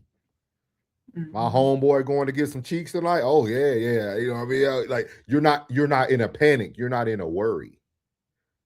You know what I mean? Yeah. If Like, if I was in that situation, I would be like, I would be on a boat out to Horn Island at night, going out there trying to find. Why didn't they go back out there? Did law enforcement tell them not to go back out there? I don't know. No, that wouldn't be correct because that wouldn't protect Warren's lie. Because on Tatum's show, Warren said they went back out. Remember that morning, and the police then told them to go back. I would have went out there that night. Yeah. Somebody would have drove. I would have took somebody's boat. If somebody need to give me their keys, I don't know what I'm doing, but I would have took some. If this is my best friend, I'm going out there with a flashlight. We know ain't nothing out there but some sand and a little bit of grass, lagoons, and some trees. It might be some animals out there. But this is supposedly my best friend. I'm going out there with a flashlight. But and if you're coming with me, come with me. If you don't, you don't. This is my best friend. Yeah, this is like a case of law and order, though, man. Whoever's guilty in this situation is in the best situation possible, right? Because with the grand jury now being in place, they can go ask for certain things.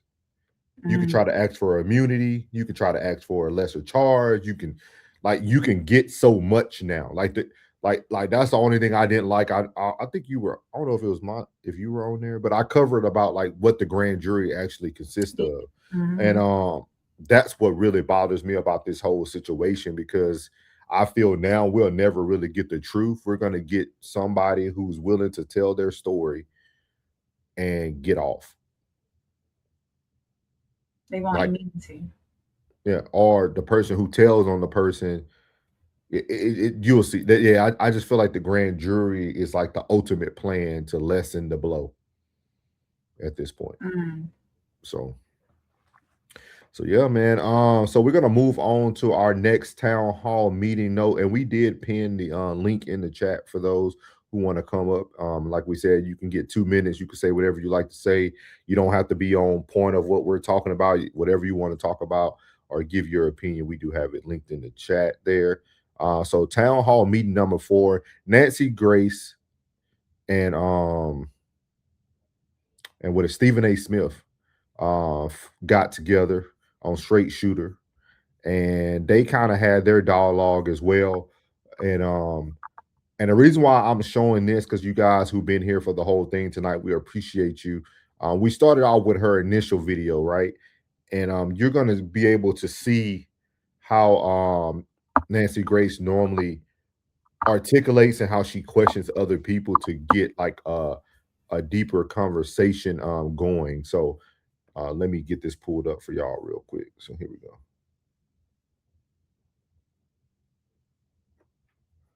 Because of my twins. I got you. Boy-girl twins I had 18 years ago. Wow. All right. That's a lot. That's a lot of reason to be happy. No question about that. Let's get right to this case involving Nolan Wells. You've been all over this case right now. Just as a reminder to the audience, Wells was the 18-year-old college football player from Ocean Springs, Mississippi, who was on a boat July 4th with a group of friends and traveled by private boat to Horn Island, an uninhabited barrier island off the Mississippi coast. Wells was the only black person, or so reported, on the boat. When the friends returned to the mainland, Nolan was the only one who did not make it back. Talk to me about this story, Nancy, and what do you make of it at this particular moment in time? I think that it is very murky, and I do not understand, Stephen, the demands on all platforms for the investigation to be shut down. Is it possible Nolan Wells died by accident? Yes, it's possible. Is it possible that there was foul play? Yes, that is possible. And I don't believe the investigation should be shut down until we know the answer to that. I have 2 children, both the age of Nolan Wells. I would be lying on the courthouse steps screaming for justice if the investigation into a death related to them was shut down before I had answers. So I don't understand where all the hate is coming from. Who specifically is calling for the shutdown of the investigation? Just to educate my audience. Well, go online. There's any number of people, thousands of people that think that, quote, this was an accidental drowning. Why are you doing this? You're a race baiter. You're fill in the blank. This has nothing to do with what color his skin was. this has to do with an unanswered question. During my prosecutorial career, I very often was the only white person in the courtroom. That has nothing to do with Lady Justice. What Lady Justice wants, what justice demands, is a full and fair investigation. And I'm also not saying that's not going on, because my boss, Lewis Slayton, the longest serving elected district attorney at that time, I think, Stephen, it was 37 years, was like a grandfather to me. He was very strict. So I want y'all to pay attention to the balance that she now has on straight shooter. Because I got kind of frustrated with Dante Kyle. I don't know if y'all follow him from Grits and Eggs or whatever his thing is, but he actually posted a little bit of her excerpt, and he was talking so highly of her. And I went in his chat and I asked the question, was like, she's saying the things that you would get upset if someone else was saying that. Like, people would judge if I felt that, hey, it could have been foul play. Hey, it could have not been foul play. Hey, like, people would be pissed off. You see what I mean? Like, but then we put her on a pedestal, and she's literally saying the same things. She's playing both sides of the fence. Even though she's known for her work, if you really pay attention to her, she still straddles both sides of the fence. And she does it very well, because she knows people clip her up. They don't watch her whole thing. They clip her up. But I watch full lengths of what she's saying, everything she's talking about. And she literally just sat here and said two things could be true multiple times so far. So no one to speak to the press. It could ruin the case. I always had the same answer when asked. I believe a Fulton County jury will render a verdict that speaks the truth. Because I did believe that. We are not owed an explanation from law enforcement as to what they are doing. However, there are a lot of questions, specifically, Stephen, regarding the autopsy. Wait. The initial Nancy, come on now. Nancy. that's why I'm here for y'all. I'm here for the people. See, I'm here for the people. I'm here for the people. Nancy. I'm here for the people. Nancy just said we are not owed an explanation not Nancy. of what the law enforcement is doing. Not Mr. Dante Kyle, Grits and Eggs, Mr. I'll go be the next Malcolm X. Not Nancy. Now, wait a minute. Got my chair all messed up. Y'all, excuse me real quick. No, that's crazy. Penny said, justice is blind, but sure can hear. When the narrative is the most believable, not factual, the longer we pollute the pond, the harder it is to see the bottom. Thank you, Penny. I'll put it back up. Thank you, Penny. Thank you, Penny. Thank you. Thank you. Thank you. Can you read that one more time for Penny? Let me read it slowly. I'm gonna send Penny a Christmas card this year. Go read that for Penny. Justice is blind, but can sure hear. When the narrative is the most believable, not factual. The longer we pollute the pond, the harder it is to see the bottom. I keep trying to tell everybody that. Penny, when you coming up on the panel? And that was the first form of pollution was race. Yeah. That's what divided everybody's thought process at first. People could say no, but that was the line that was drawn at first. Even with the history of Mississippi, he said, I'm Judge Hutchinson. like I'm telling y'all. But see, I wanted to bring this to people because a lot of people, I seen a bunch of people put her up on their platforms. I'm like, nah. Wait a minute, Nancy. No, see, I watch full interviews. I read the whole book. You ain't gonna tell me to go to a chapter. I'm gonna read every chapter before that chapter. I follow this stuff, but at the same time, I don't really hate it on her because she's giving both sides. But people pick the side of Nancy Grace that they want. Not everybody. I'm not saying everybody, but some people pick the side of Nancy Grace they want. Oh, Nancy Grace on the case, she gonna get to the bottom of it. No, she's not.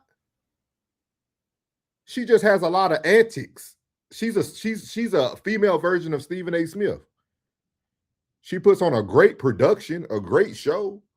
She knows all the right people. Everybody wants to come to the Nancy Grace show.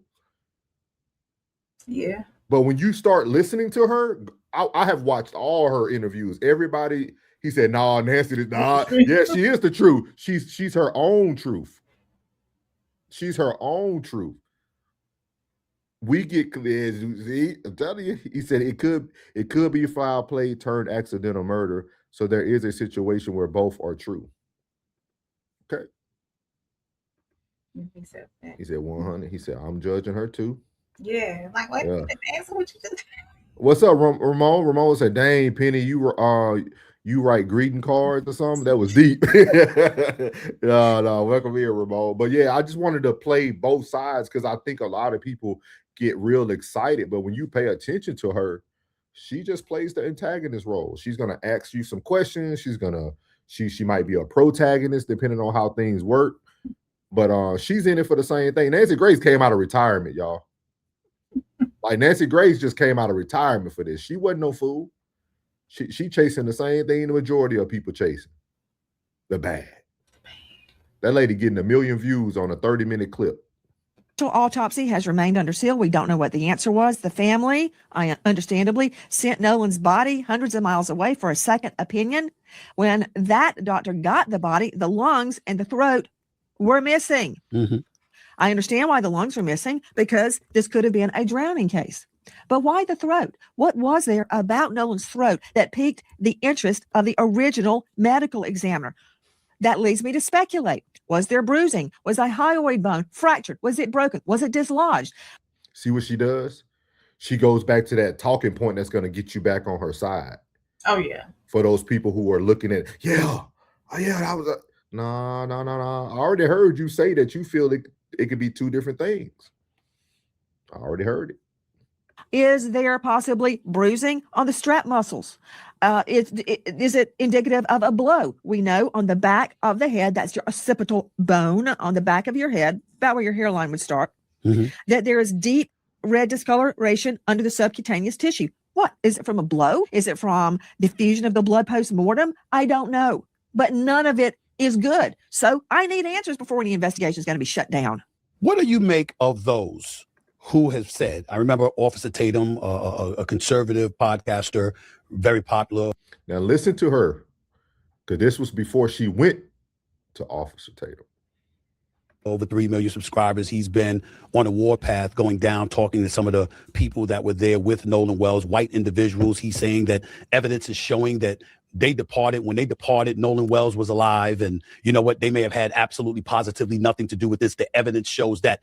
Is that your finding, that the evidence shows that the people being, with allegations being thrown in their direction, the suspicions that have been raised by these people that were in attendance with Nolan Wells, that they should be, they have been proven or found to not have been around even when he was still alive? Is your findings consistent with anything along that verbiage with what people are saying about these kids that were with him? No, I don't know the answer to that. They say Nolan chose to stay behind because he met a girl he wanted to talk to named Katie. That girl has spoken through her sister, we are told. And she says Nolan told her, I'm going back with my friends. So who am I supposed to believe? I don't know for a fact that what the boys are saying is true. I don't know for a fact that what the boys are saying is false. I do know they called SETOW, S-E-A, second word T-O-W, and said that their vessel was sinking. But yet they continued boating around in it for hours after. Is there an innocent explanation? Maybe. Maybe they thought it was sinking. They found the problem and they fixed it. Now, specters have been raised up. Rewind that back. Please, sir. I got you. I'm here for it. We are told. And she says Nolan told her, I'm going back with my friends. So who am I supposed to believe? I don't know for a fact that what the boys are saying is true. I don't know for a fact that what the boys are saying is false. I do know they called SETOW, S-E-A, second word T-O-W, and said that their vessel was sinking. But yet they continued boating around in it for hours after. Is there an innocent explanation? Maybe. Maybe they thought it was sinking. They found the problem and they fixed it. Now, specters have been raised about audio suggesting Nolan had been on the boat on their return. I don't know if that was doctored. I don't know if it's real. I do know this. He went to Horn Island with them. They came back alive. He's dead. I'm going to investigate. You're darn right I'm going to investigate. And my wish is that his friends are innocent and that this was an accident. But it will. She's trying to. They came back alive. He's dead. I'm going to investigate. You're darn right I'm going to investigate. And my wish is. My wish. That his friends are innocent and that this was an accident. But it will be a cold day in HELL that I endorse closing down an investigation because somebody said I had nothing to do with that. What am I supposed to go? Oh, okay, case closed, forget about it, and go tell the mom we're shutting down the investigation because so and so said he had nothing to do with it. Have you received any? Let's get to some of these, Jay. So she wants it to be accidental, but then she wants somebody to pay for it. So I mean, what is it, Nancy? What is it, Nancy? At this point, I think we all know that's not accidental. Classic said race has something to do with the way this is or is not being investigated. Definitely. Yeah. I agree. That's why. Oh, go ahead. That's why I said that. That's why I said the first time when it first happened, when Classic first covered it the first day, I was in the chat. I said, find out who their parents are. Yeah. From the moment we found out who their parents were, everything was law and order. Everything was law and order. Hey, I-90. Yeah. Hey, you need to go over to my page and subscribe, I-90, and turn on the notification. You say you're not getting we are talking about saving Nolan Wells. She is over here protecting. No, I got you. I need some more subscribers, y'all. Y'all go subscribe to my page too. While y'all here, hit the like button, hit the subscribe button. Penny said, reasonable doubt is gray, not black and white. Theories being planted is a lot of gray. Absolutely. Yeah. Yes, sir. He said he made it back yesterday. Thanks for asking. Yeah, glad you made it back, big dog. Safe travels, man. Richard said, I'm saving the statement you said. So genetics are important. Be ready. Yeah. I-90 said, man, I never get notifications. Y'all on weird. You probably got to go to your settings and click on the bell and click all. Oh, yeah. If your bell says personalized, that means you're going to have to select certain ones that you want to be notified for. Click the bell on YouTube and click all. It'll always notify you 30 minutes out and then when we live. Classic said there is a thin line between objectivity and straddling the fence. Some people believe objectivity is playing the fence regardless, and that's where the thin line is. Rudgen said, is this Diddy? No. Not today. Mary said, like I said, if Nolan was left behind, it could have been other kids that killed Nolan. So then his friends wouldn't have known what happened to Nolan. It is some truth there. It's some truth there. That's kind of what Nancy said, though, right? It could be anyone, right? Yeah. Too Tight said Nancy was on Tatum tail, not gonna lie. She wasn't initially, though. You see how she overstepped Tatum on the question Stephen A. did. She didn't even speak on Officer Tatum that whole show. Reggie said this is all Joe's fault. Okay, then. I-90 said accidents don't excuse accountability. All right. Yeah. That big facts right there. Penny said got that C-Toll AAA boat coverage. And she talk about that every time. Every time. I-90 said, what's the page name? I put it in the chat. She put it in the chat for you. It's on right here, big dog. On the soft rain. Pastor said, y'all notice I haven't covered Nancy Grace. Yeah. We understand. Bridget said, random for whoever needs it. Look at all the things you have. That was once goals to have. That's gratitude. Absolutely. Big facts, big facts. We are blessed. We blessed, Bridget, for sure. I'm gonna use that Bridget and Mhm. post it. Mary said, I'll make sure I put Bridget down at the bottom. Mary said, that's right. Yeah. It's a lot here, man. It's a lot here. We are gonna do our final house thing. We're gonna actually try to review some of this live coverage from the what they were at the lawyer with Ben Crump when they covered it today with the parents. So we're gonna cover some of this with you guys today. So give me 1 second to get that pulled up real quick, and I'm gonna get that. So but again, if anybody wants to come up, we give you 2 minutes. You can speak on what you like to speak on. Super chats are open, but you can do all the free stuff too. Just like, subscribe. Again, we appreciate everybody who's watching from the Facebook side of things. We appreciate you that are watching on that side, because Facebook, we have reached monetization on the Facebook side. So we appreciate you guys that supported us. If you weren't on the show yesterday on our playbacks and perspective, me and Rain did show the pictures of like the views and the reshares that we've recently gotten. I think we had like 250,000 views. You muted, Rain.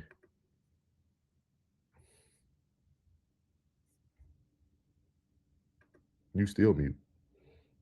Y'all help Rain. Y'all go on help donate to the Help Rain Fund. There I go. There you go. But no, don't shortchange us now. We had 500,000. Oh, it was 500,000. It was Yeah, 500. almost at 520. Okay. Yeah, almost at 600,000. Right at the cusp of 600,000. I think we're at like 2.5K subscribers. Miss Muriel joined the subscription.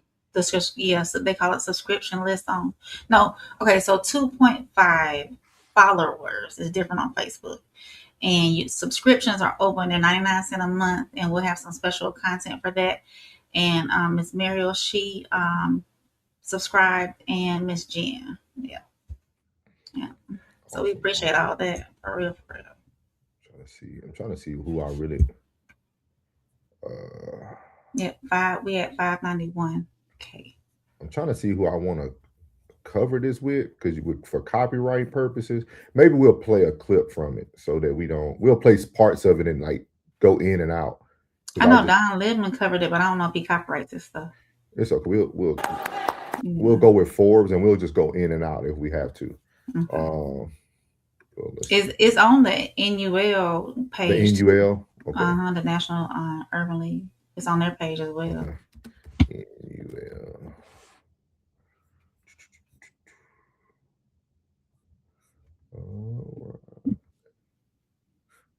That ain't coming up, right? The National Urban League? I might be able to pop it up because I saved it. Let's see. I got you. You got it? Yep, got it right here. Okay. All right. So let's get this started for y'all. So this is going to be the last topic for the town hall tonight. Go ahead, Rain, if you want to go ahead and go through those comments real quick, and I'll get that pulled up. Okay.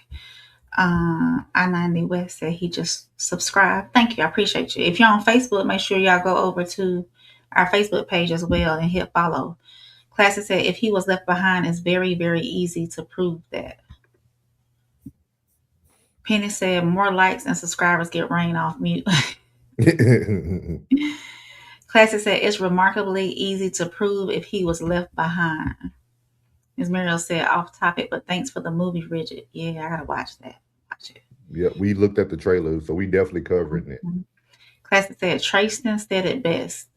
Quote, Ocean Springs will look out for Ocean Springs. He did say that. Mm-hmm. Miss V said, sent the prayer hands. Yeah. Definitely. Yeah. All right, y'all, we're going to get to our last town hall meeting topic tonight. This is the updates from Ben Crump and the family. So we're going to go over to the National Urban League, and we're going to let this play. We'll do some stopping just in case for copyright purposes. So we'll hear what they got to say. As y'all see on the screen here, they do have Daniel Irving Nolan Wells and Taylor Smith, and they're going to be talking about them as well a little bit. So I kind of want to go forward. Let me see here because the gentleman's going to talk, but I'm going to wait. All right, Ben Crump is right. I wish we could have heard the media's questions at the end, but they didn't have mics, so all we heard were their answers.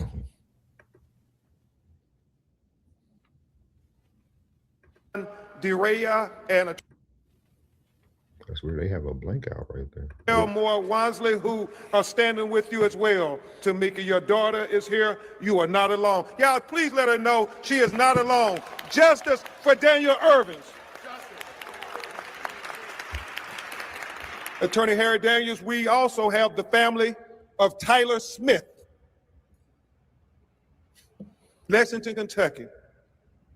You're going to hear from all these families. You're going to hear from Tyler's mother and especially his grandmother.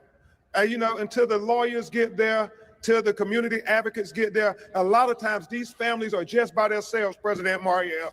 And thank God for this mother and this praying grandmother who refused to let them sweep the death of her grandbaby under the rug.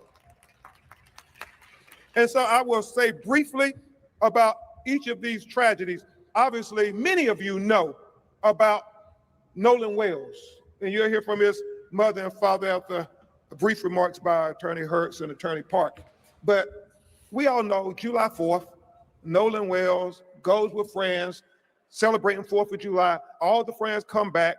Nolan Wells tragically washes up on the shore 2 days later, dead. And so we know all the current events that have been happening. We are announcing that we have the audio from the officials, and we have retained and are consulting with some of the foremost audio engineering experts to review those audio tapes from the CETO call in its entirety. We also, and Attorney Hertz may go into greater detail on these matters, have consulted President Mariel with oceanic engineering experts to talk about how these facts are lining up. The fact that they say Nolan's body was found in the same location where they say they left him at. And so we want to know, how is that possible with the oceanic tides? We want the experts. I mean, you got low tides and high tides. It's not adding up. So we are going to dot every I and cross every T until we find out what happened to Nolan Wells. Attorney Hertz will also go into a little more detail, and Attorney Park, about how we're trying to coordinate with Dr. Roger Mitchell, who conducted the independent autopsy of Nolan Wells, to be able to inspect his throat that was missing with his body when he was flown to do the autopsy with Dr. Mitchell. Also, we are hopeful that they will discuss with Dr. Mitchell the photographs and observations made at the time when Nolan was first discovered, because Dr. Mitchell did not get an opportunity until July 10th to be able to examine his body. And at that time, we know the airways and the lungs had already been dissected and so forth. So we can't tell if there was the presence of water or not. That would suggest whether he drowned or not. And remember what Dr. Roger Mitchell said in his autopsy. President Mariel, he talked about the fact that to say he drowned does not draw the conclusions of what happened to Nolan Wells. He said it is equally important to know at what condition was Nolan Wells' body when he went into the water. Was he conscious or was he unconscious? Was he forced into the water or did he go unforced into the water? He said all of these things are very important. And so we're dotting I's and crossing T's. We are focused on getting to the truth, and we stand for the truth. Me and everybody on my legal team stand for the truth, no matter who it implicates or who it exonerates. Yes. We stand for justice, no matter who it convicts or who it acquits. And we stand for transparency, so everybody can see. And that's all we want. We want answers. We're not casting aspersions on anybody. We are saying that we want to make sure everybody who is remotely involved has the questions answered to make sure we have a full and fair and impartial and transparent investigation. And is that too much to ask for these brokenhearted parents? Is that too much to ask? That's all. You muted. Let me ask a question to y'all who are in the chat and really think about this. Are people going to be okay if the result comes out that he drowned?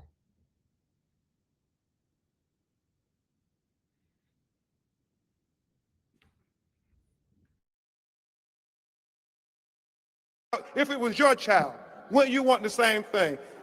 And I get it. They're attacking me. They're attacking Reverend Al. They're attacking the parents of Nolan Wells. We don't care about those distractions. We ain't no ways tired. We are completely focused, completely laser focused on getting to the truth, the whole truth, and nothing but the truth. So help us, God. And so the threats, the attacks mean nothing to us. We will not be deterred. Look into our eyes. We're going to get to the truth. I am so grateful to Mr. Byron Allen for donating $100,000 to the GoFundMe so we can help get the best experts in the world. I am thankful to Reverend Al Sharpton. I am thankful to Mr. Tyler Perry. I'm thankful to Mr. Tara Owens. I am very thankful to everybody who did not think it robbery to say, what can we do to help people get to the truth and call in to the tip line so we can help not only Nolan Wells' family, but we can help Daniel Irvin's family, and we can help Tyler Smith's family as well. Everybody on social media, please continue to ask questions. Please continue to share photographs, share videos. It all helps us solve this potential of what happened to Nolan Wells. I mean, it's just so important. Somebody saw something. Somebody knows something. As Christine and Elmore have said, if you're really Nolan's friend, you know in your heart of hearts that if the roles were reversed, that Nolan would say something. He would call and tell what he saw. And so that's all they're asking. Mary said, hold on. He said his answer was no, they won't accept it. It's been too much time and delay. Mario said, I don't believe they will if they do not get the answers to what was on the throat and lungs. Okay. Welcome in, Big E. Make sure you hit that like button, subscribe. I appreciate you for joining us tonight. Whoever started to record the last part of this whole tape recording on their phone is the main heroes. Other words, just justice prevail in so many words, because this is very sad that was done. Shout out to you, man. Thank you. He said, let justice prevail. We got you. We got you, big dog. Welcome in. Welcome in. Richard said, whoever did it wouldn't say that. So, got you. He said, Crump needs to stop pimping tragedy. Why parade if the lawyers ain't landed yet? Folks already have their minds made up, it seems. Yeah. That's why I just wanted to ask the question. I just wanted to ask the question as we continue to move forward. Because I think sometimes we have to, and this is just the mental health side of me coming out, right? Like sometimes we have to prepare ourselves for the acceptable losses sometimes. Like, how are we going to move forward if we don't get the answers that we feel we should have gotten? Like, how are we going to start moving forward? Just like those other parents that are up there, they didn't get the answers. You know, the Daniel Irvin, the friend, finally confessed about what happened with his situation, and it was a young white man. He's in jail right now. So, like, they got the answers later from a confession from the young white man that was out there. But there's a lot of questions you can pose. I'm gonna pull out a Nancy Grace thing, right? Because the question that Crump just said was that the parents said, if you call yourselves Nolan friends, you would say something. But everybody who has apparently called themselves a friend are identified as not friends. So who do we identify as his friends? I think that's the most important part. Like, who do we identify as his? I wish there was like a true list where the mom felt was like, hey, these are his friends, man. We just need y'all to come out. If y'all don't, even if y'all didn't see anything, if you could just come out and speak on the behalf of your friend, like, who is his friend? Mm. Because right now you're saying everybody who speaks on his behalf isn't his friend. So we need to find out who is his friend. We haven't heard from Javon either again. So like, and people said they don't felt like he was a friend. They felt like he just wanted to get paid for his TMZ interview, things of that nature. So just questions that I would pose if I was just thinking about like, okay, how do we get to know who his friends are so that we can know who needs to speak out? Because why are we wasting our times with the Warrens and all these other kids when there are other people who are truly Nolan's friends that are not speaking out? So, And to answer your I'm sorry. question, Go ahead. well, I know you posted to the chat, like, what if drowning is the final answer from all the investigation, from everything that was said. If, as long as it provides the parents closure at the end of the day, then but yet and still, I feel as though us outsiders are not going to be satisfied, because we're going to ask, how did he drown? What was the circumstances leading up to drowning? You know, did he fall off the boat and nobody could save him? Or, you know, what really, or did somebody push him off the boat, you know, thinking that he could swim and he really couldn't swim, you know, but I think they said that he could swim. So it's still all the unanswered questions is what's really hurting. I think the parents, you know, so. Yeah. And Miles, which side of the legal counsel are you speaking of? He said the problem is that the legal counsel is in control. Regis said, who started the race narrative? Like, who made this a thing? Where he's at, it's not enough black people.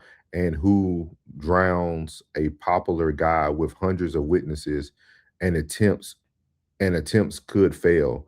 Nolan could hurt you. I think the race narrative got started. The general public started the race narrative because of the initial seeing one black kid surrounded by white. So I think that the outside influences started that race narrative. That's my answer. I agree with you. I say, in a perfect world, they would speak up. Absolutely, they would have already. This would have already been solved 27 days ago. And he said the defense. Yeah. Nolan, what he would have done for you. Do for Nolan what he would have done for you. Do for Nolan what he would have done for you. Congresswoman Beatty, we thank you. And the answers of what happened to Nolan Wells, what happened to Daniel Irvins, and what happened to Tyler Smith. 3 18-year-old black boys in a 3-month period around 4th of July, 2026, who all were unalived in very similar ways as Nolan Wells. And I'm very thankful to his parents for using the attention that they were given and blessed with to also give attention to these other 18-year-old black boys. Thank you, Christine. Thank you so much, Elmore.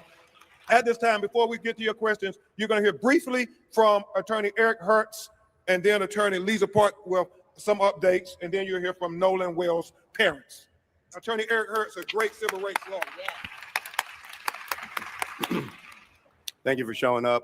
I have some brief updates on the Nolan Wells case. We have been working with the district attorney.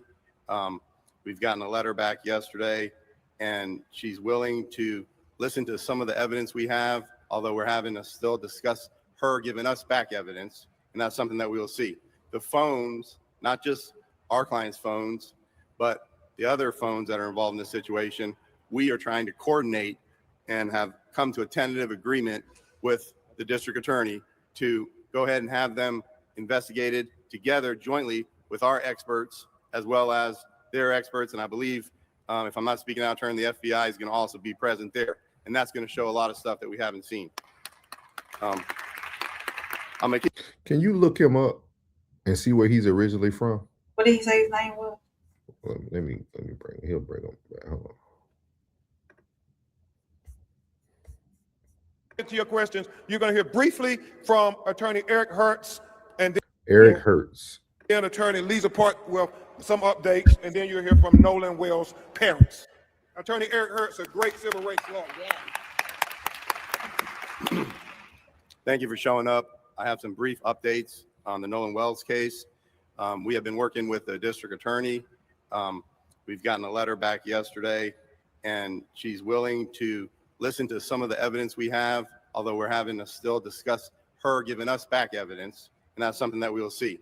The phones, not just our clients' phones, but the other phones that are involved in this situation, we are trying to coordinate and have come to a tentative agreement with the district attorney to go ahead and have them investigated together jointly with our experts as well as their experts. And I believe, if I'm not speaking out of turn, the FBI is going to also be present there. And that's going to show a lot of stuff that we haven't seen.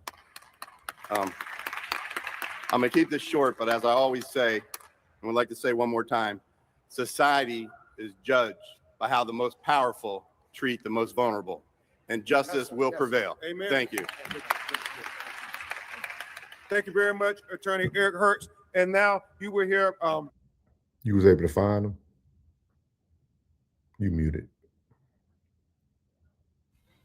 I said, I'm sorry while I was still muted. He is listed as one of America's top 100 attorneys. He's out of Georgia, one of Georgia's preeminent trial lawyers for over 25 years. He has successfully litigated wrongful death, catastrophic personal injury, and punitive damages cases. He has obtained record verdicts throughout the state of Georgia. He's double board certified by the National Board of Trial Advocacy and the American Board of Trial Advocates. He's chaired and spoke at numerous Institute of Continuing Legal Education seminars on various areas of tort and damages of law. And he's appeared on Court TV as a guest speaker and spoken at numerous other occasions regarding the law. He's an author of several authoritative practice manuals and called Punitive Damages in Georgia, Georgia Law of Tort Forms, and Georgia Law of Damages. So he's one of America's top 100. So why he not speaking more? You know, Ben is the face. He the face. Okay. But Eric's doing the work. So Ben is the spokesperson. Okay. Briefly from Attorney Lisa Park, who heads up our Atlanta, Georgia office and has been leading on this effort for Nolan Wells. So today, I just want to recognize all of these families for coming here today, traveling here to Nashville, even family that's here in the audience. If you think for just a moment, for these tragedies, they really just happened. They really just happened. And if you've ever had a loved one that you've lost, it's hard. And you feel like going into a quiet place by yourself, mourning, grieving, doing all of our own religious rituals, right? And so it's quite hard that these families have had to come into the spotlight to stand up for their children. This is not where they want to be. Yeah. And for those people who somehow think that they want to be in the spotlight, I guarantee you, this is not where they want to be. Amen. For all of these families, for every single family member that is suffering through these losses. So I want to commend all of these families. I also want to commend them for coming together as a group, right? Because all of us, we are stronger together. Yes. We are stronger together. Yes. And there are so many unanswered questions for all three of these cases. But there's. Do y'all believe that?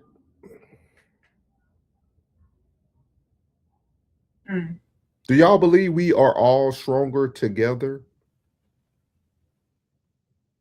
I think it's too many hands in the cookie jar. No, I want to hear from the chat. Like I'm very I'm very curious about the things I hear.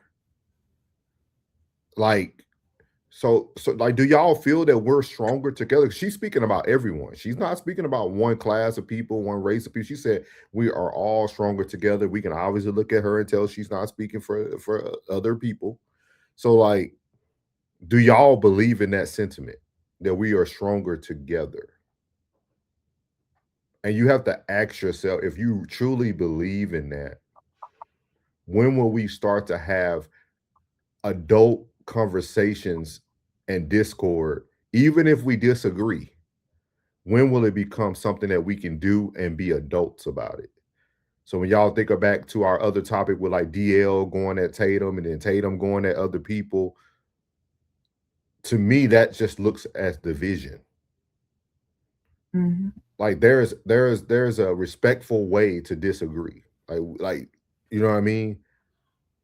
See, Sko, thank you. I knew Sko was gonna give me a real answer real quickly. He said, nope, don't think so. See, like that like, because this is where souls struggle. This is where I struggle. I struggle in that middle ground of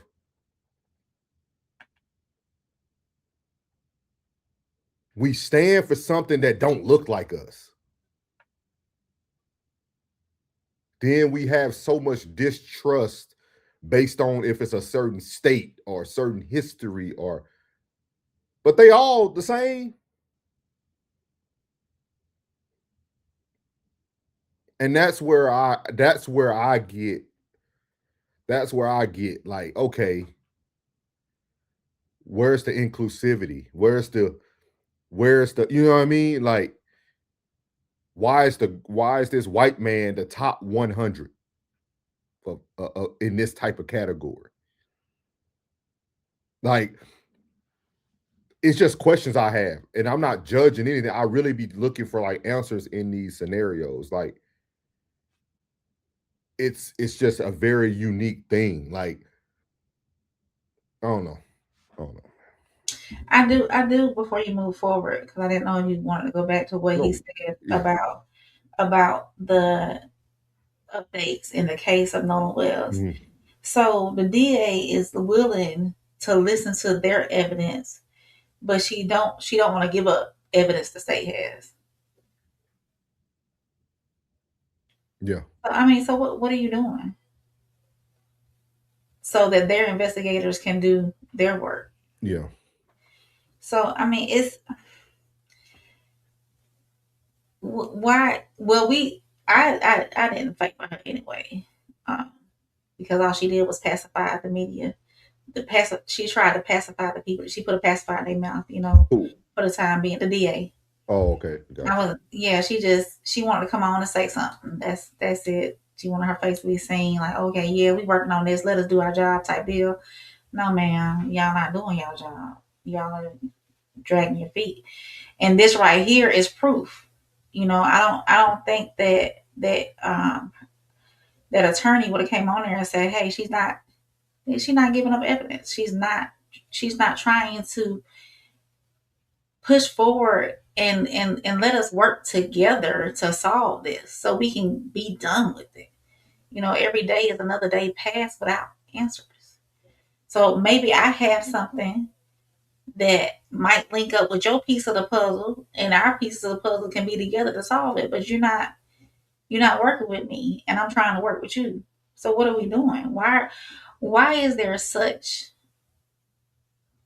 turtle movement in this, slow movement in this? Why is it not? Why are we not trying to get to the end? And it seems like the Mississippi is just like they got their brakes on. They pedaling instead of pushing the gas. Yeah, I agree. Penny said, I feel like there should be more activists in the mix if it's really got teeth or a racial motive.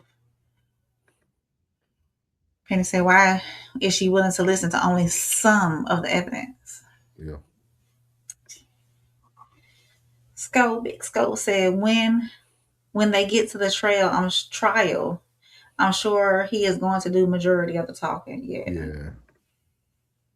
Penny said, I think it's a talking point, but I think we are stronger together when we are rowing in the same direction, but it's not profitable to be on the same page.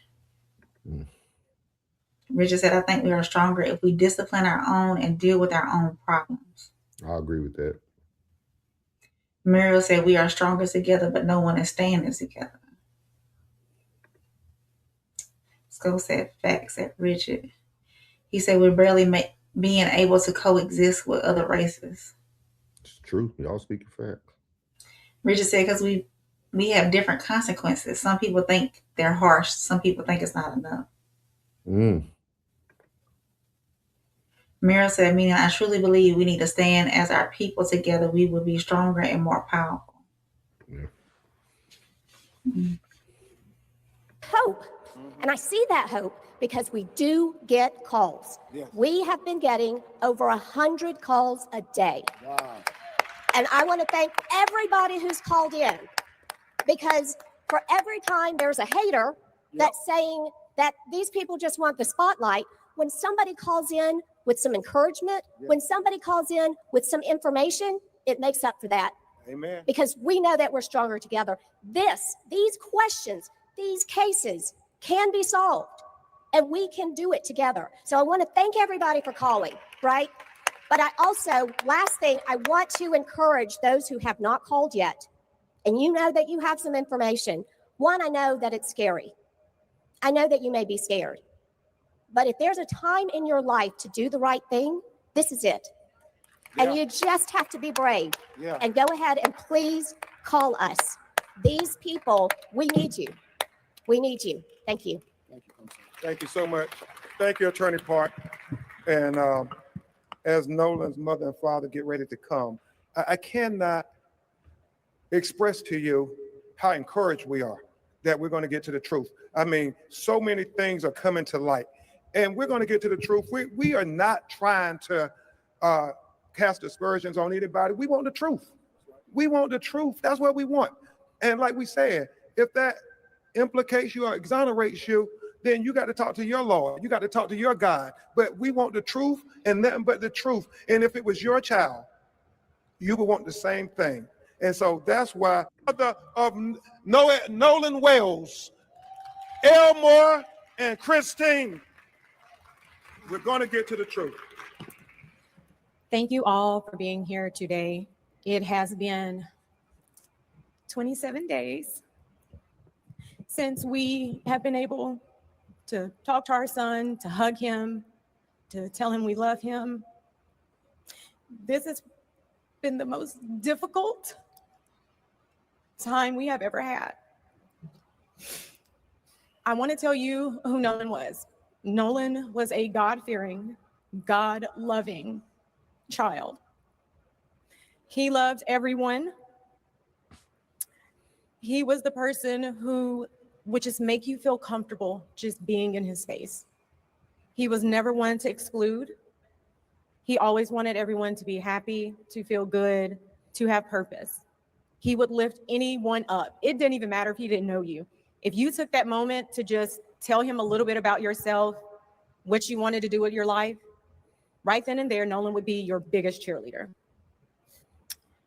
Today, we are begging, because I'm not too proud to beg. We are begging, if anyone knows anything, his friends, strangers, please call the hotline, because we will not be able to rest until we get answers. But please understand that all of these distractions, these other questions that people, the attacks that people have sent our way, just know we will not be distracted. We are ready to do whatever we need to do as his parents to continue advocating for him, because Nolan is not here. He is not here to speak for himself. He is not here to tell us what happened. So again, we will not rest until we get answers. And if you know something, you need to let us know. Please do not be afraid. Okay? Thank you all so much again. We truly appreciate your love and support. So we're gonna end that one right there.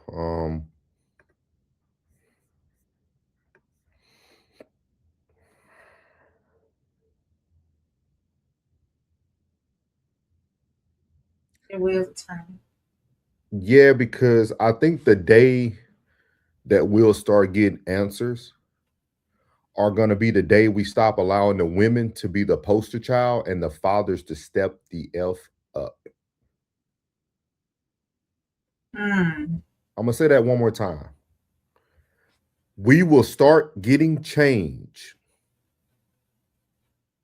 the day the mothers stop having to be the poster child and men step up.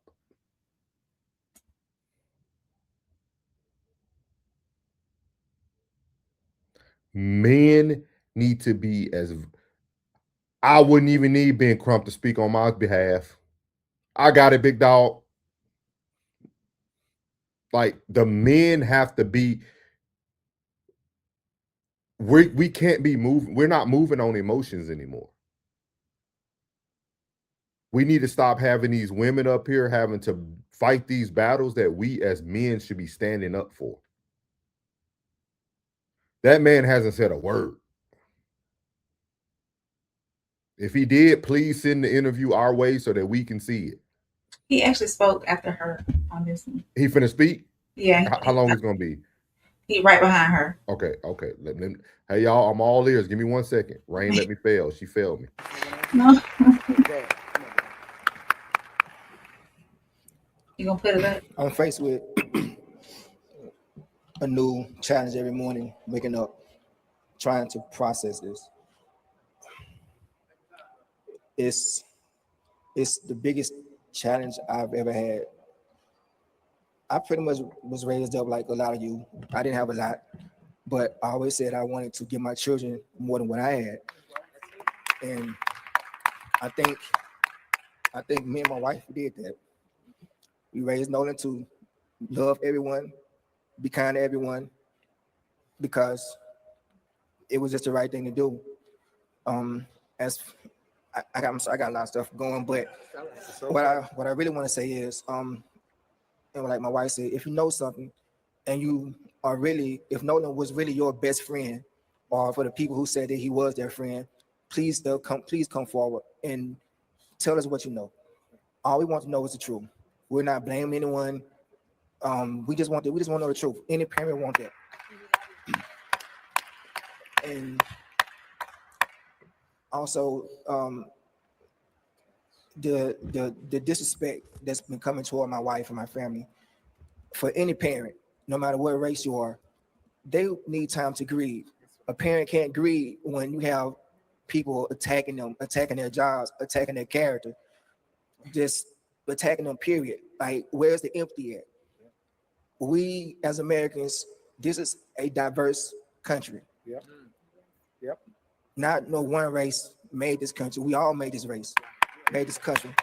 So we all need to come together. And like I said, if you know something, please come forward and just call our attorneys, give them information, and they'll take it from there. Just help us out, and not just us, but all these families. All these families need answers. Anyone with information on any one of these cases, please come forward, because losing a child is something that you got to deal with for the rest of your life. Thank you. Thank you. And President Mario, I would just say the attacks, Christine. Ain't enough for you. No.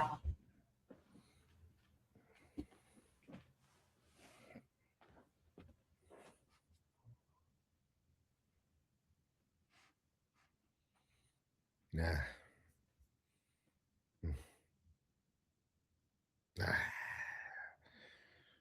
I ain't gonna push no judgment. He going through emotions. I don't want people to. Yeah. I don't speak your truth, so. Nah, because men, dog. That's why I talk about emotions all the time when it come to men. We gotta leave them emotions at the door. I'm telling y'all, that's a big black man. Yeah. He look like he can do some work. He gonna probably win more than he lose. I just feel like it'll be more there. You disrespecting my wife, you disrespecting my son who's no longer here. Mm-hmm. That fuel, Dog, we get amped up about crazy stuff in America, and we can't. Yeah. We need more men. We got to have more men speaking up, man. I see what Penny said about the mom being the front of for sympathy, but we supposed to be at war at this point. We supposed to be wanting answers. It's just, I can understand having the mom up there for sympathy and whatnot, but I will say this: those 3 cases that stand there right there, those 3 young men, the parents of the mothers of those 3 young men, are the only ones speaking forward. The other 2 young men that are up there, I don't know their family dynamic, or it could be a single parent household. I don't know what may have happened to their father, but those other 2 young men that the mothers are going to speak on, I don't see any male figures, family there speaking on their child's behalf, nor uncle, nor grandfather, nor brother. I don't see that, So it's, Dog, I used to go ham when I used to get a call from my daughter's school. oh yeah, So I could just imagine. I was amped up about a school call. oh yeah.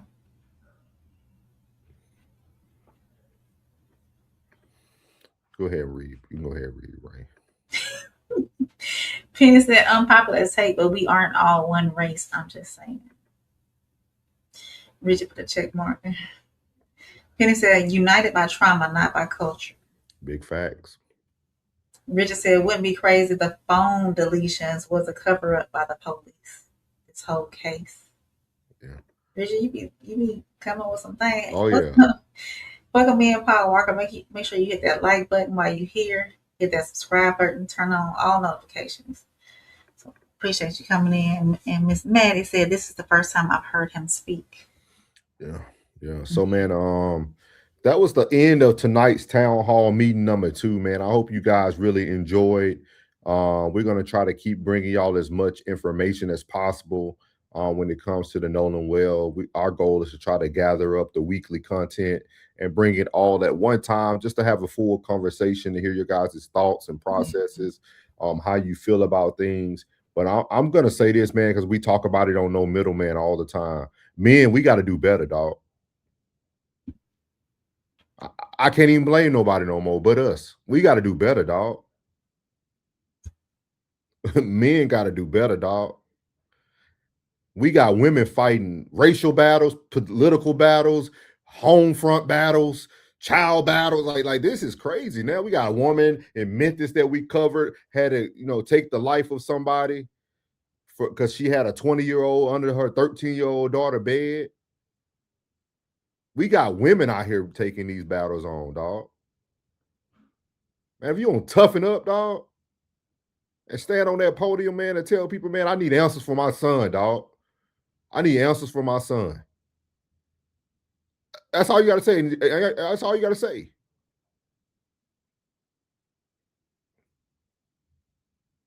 That's all you got to say, dog. I'm telling you, if every conference you just got on the mic and said, hey, y'all, every day, it's getting rough. I need answers for my son. If y'all can't get those for me, I'm going to find a method and a way to get these answers for my son. I need answers for my son. I'm telling you, man. Man, we got to do better, dog. We talked about this. We did a whole series about the youth needs us. Not saying you got to be daddy to everybody, but man, golly, if you're going to be present in a woman's life, the least you can do is take the pedestal. Women talk about they want provision and protection. I don't know how you can feel protected when a nigga can't talk.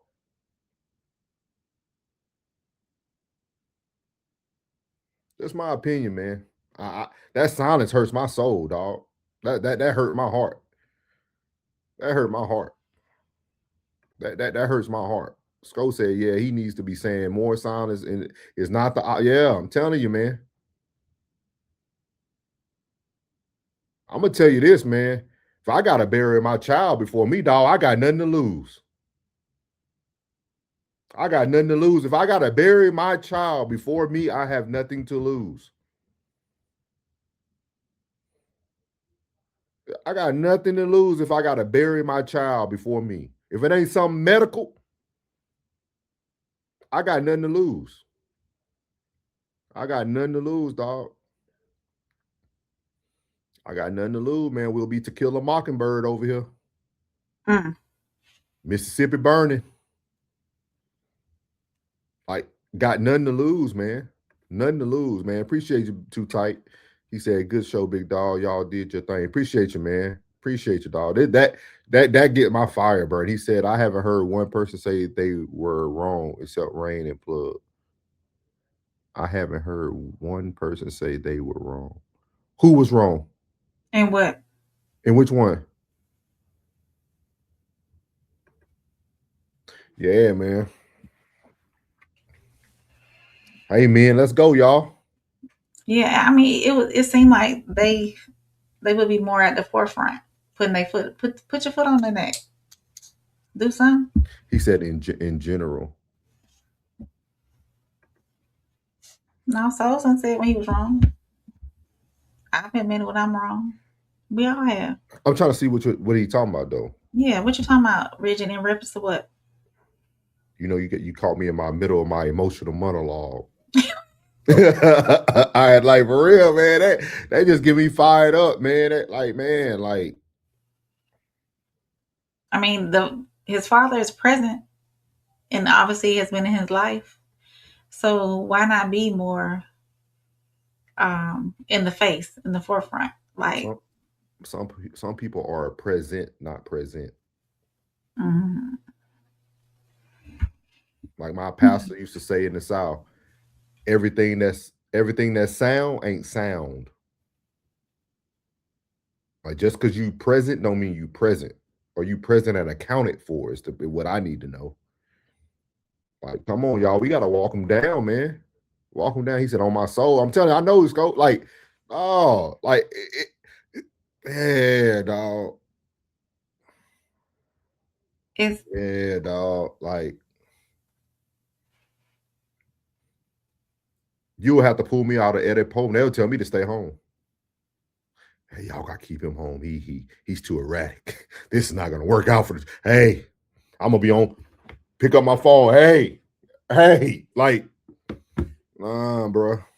Today's day 27. Who y'all still ain't came up with nothing? What y'all doing? Because I'm gonna tell you this: 100 calls not a lot when I'm watching 400 niggas look at YouTube.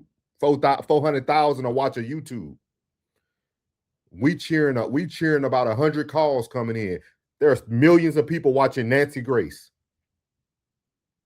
Think about that. Put that in perspective, dog. They're happy about 100 calls when there's millions of people watching a clip. We got to start putting life into perspective, bro. It ain't working. Yeah. It ain't working. We shouldn't be going harder than you going. Richard said, what made me say that is, I think you said, I never seen men, so. Richard, you need to come up on the panel. Yeah. Go said somebody possibly took your son's life and you're quiet. You too quiet, yeah. Yeah, man. He got that CCL now too. Hey, I'm telling y'all, man. Allegedly for content purposes, man. We played this, but yeah, man. I don't know, man. That's my thing, man. For the men, man, we got to do better. I've been saying that since our first series. We got to save the youth. The youth needs us. Like we got to do better, dog. Like I don't even know how they can't eat at you watching your wife trying to hold her tears back, talking about like why you ain't speaking first. We ask questions later. You got to speak first. Yeah. Speak first, bro. But they did. They put her at the forefront. And like Rain said, the other people don't got a man. You the only man in that room, dog. Yeah. Those other two mothers that stood up there. One was his mother and his sister. And I think the other one was just his mother and his grandmother, maybe. Yeah, the grandmother was she did her thing, man. Her speech. Matter of fact, we're gonna play the grandmother speech because she did her thing, dog. The way the grandmother talked is how I feel a father should be talking about their child. Like that grand, you know how they say you got a praying grandmother? Mm-hmm. That's what that young man had. Because he no longer with us, unfortunately. But matter of fact, this don't even show. Both of those cases too. It don't even show. It don't even show it on here. No, it doesn't. Okay. Mm. Oh, he said, I think I'm just waiting to use it. Genetics matter against you. I'm tripping right now. You good, McDowell? Hey, you good, McDowell? I like the conversation, man. I appreciate what you bring to the conversation, Richard, always. Penny said, the saying that the only one that will cry for you when you're gone is your mother is undefeated. Yeah. He said he needs to be the loudest in the room at all times right now. Yeah. Nigga, I'll be in there with all, I'll be every poster interview. I'm in a black hoodie, black pants, everything. I'm just looking different. Think about that nigga tripping. Yeah, I'm tripping. Like this, because y'all got to think about it. I know, you know, they were talking about like, you know, this is not easy, but they're traveling the world, man. They're traveling state to state. They're going from one conference to the next, dog. We're talking about grieving. How can you grieve properly when you on the stage every day? You being a face every day, yeah. Like you got. Neither one of them has been able to grieve properly. Yeah, you got to pick a battle, man. You got to pick a battle. Yeah. You know, and right now it looks like mom's a little bit stronger than dad, and that's not how I want to fight. No. So I'm serious. All BS aside, man. Like, you tell who runs the household in that situation. I don't even want to go that deep. I ain't gonna get personal with him. Everybody handle emotions different. I'm not gonna go there. That was rain. I'm not going there. I went there, y'all. My bad. I'm just saying I need him to get it and get right. Get right, yeah. Get right. Get some more fire up on him. Yeah. Like for real. Mm-hmm. So what you got for us, Rain? You got a closer for us tonight? I do. Make sure y'all tap in. I've been holding out on doing a little. You got it sitting in there. You got it. It's been sitting in there. I keep changing the date. I keep changing the time. Just giving a mother's perspective on these cases, or on especially Nolan Wells. But since these other cases have came across my timeline and have presented themselves, I might do another series based off that as well. I know we a lot of us content creators and news agencies have been talking about the facts and been talking about the underlying issues and us not getting any answers and whatnot.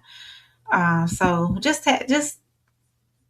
click your notifications, make sure they're on to all, because when I tend to get emotional a little bit when it comes to the children, because I'm a mother myself, so I'm trying to just muster that courage together to get up here and talk to y'all about it without getting too in my feelings. So y'all pray for me on that, because I'm gonna pray about it too. So I think that's why I'm kind of stalling, but yeah, just make sure y'all tap into my channel as well. Make sure y'all hit up the let me get the link to the Facebook page right quick. So they can tap in on Facebook. I got Soft Rain channel on this already right there on the screen, guys. Y'all make sure y'all tap in with her, so y'all can catch that when she does the story from a mother's perspective. Yeah. So y'all make sure y'all catch her over there at Soft Rain at YouTube. And then on Sunday, she does do the weekly Radar with Rain, where she covers news. She pretty much does her hometown area and a lot of things that are going on. So y'all go check that out for sure. Yeah. You already put it in there. I put the Facebook page in there too. All right. Facebook page. So we appreciate everybody that pulled up tonight too. The number stays steady, so we know we got some eyes out there. Even though if you didn't say anything in the chat, we seen you watching, and we appreciate you being here. We appreciate all our regulars that were in the chat: Classic, Rigid, Penny, Muriel, everybody. Too Tight, I-90. Y'all know who y'all are. If I leave somebody out, I'm sorry. But tonight we asked difficult questions, right? We examined the interviews, the public statements, and the evidence that has been presented so far that we have access to. But after all that discussion, one truth still remains. We have plenty of assumptions, but still not enough evidence. Nolan was more than just a headline or a trending topic. He was a son, a friend, and a young man whose family deserves clear answers. And we should continue asking questions. We should challenge inconsistencies, but suspicion is not proof, repetition is not verification, and a theory is not a fact. We can demand answers without creating them. We can seek accountability without rushing to the judgment. And we can support Nolan's family while allowing the evidence to lead us to the truth. Until more facts are known, let us remain open-minded, compassionate for the families, and careful with our conclusions as well. If you are catching this on the rewatch, we were here for a long time, but if you make it to the end on the rewatch, make sure you hit that like button. Make sure you hit subscribe, and make sure you turn on your notifications. Make sure you share this with somebody. So this has been Same Soil, Different Roots, Town Hall number 2. For Souls and myself, Soft Rain, y'all have a good night, and we appreciate y'all. Yeah. Sometimes the loudest voices ain't the closest to the truth. Let's talk about it. Everybody got a theory, everybody got a side. Timeline getting longer while the answers try to hide. Every interview drops, everybody hit play, but another piece of the puzzle still dripped away. Pressure on the family, pressure on the town. Everybody pointing fingers, everybody looking down. Facts don't move faster just because we want them to. Truth don't change colors when the spotlight's on you. Screens full of opinions, comments full of heat, but evidence walks slower than emotions in the street. Everybody chasing justice, everybody saying wait, but assumptions build a verdict before we know the fate. Questions remain, still looking through the smoke and the pain. Everybody talking like they know the whole thing, but the truth don't answer every time the phone rings. Questions remain, we searching through the storm and the rain. If we're really after justice, let the evidence lead, cause assumptions ain't the same as what we actually see. Yeah, one report says this, another says that. Everybody drawing lines from a photograph. Voices getting louder, certainty grows, but certainty ain't proof. Every investigator knows. Family wants closure, community wants peace. Everybody hoping one day all the questions cease. Until that day comes, let's keep our balance right. Facts over feelings when we're walking through the night. Truth don't need favorites, truth don't pick teams. Sometimes what we believe ain't the way it really seems, yeah. If the evidence changes, then our minds should too. The goal ain't to be right, the goal is finding what's true. No victory in division, no profit in the pain. Let's keep asking honest questions until the answers have a name. Questions remain, but we're still standing in the rain, searching every detail, every witness, every clue, knowing every honest question brings us closer to the truth. The questions remain, we won't let assumptions reign until the facts come together.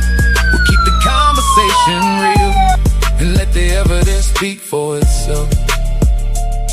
Same soil, yeah, different roots, one community.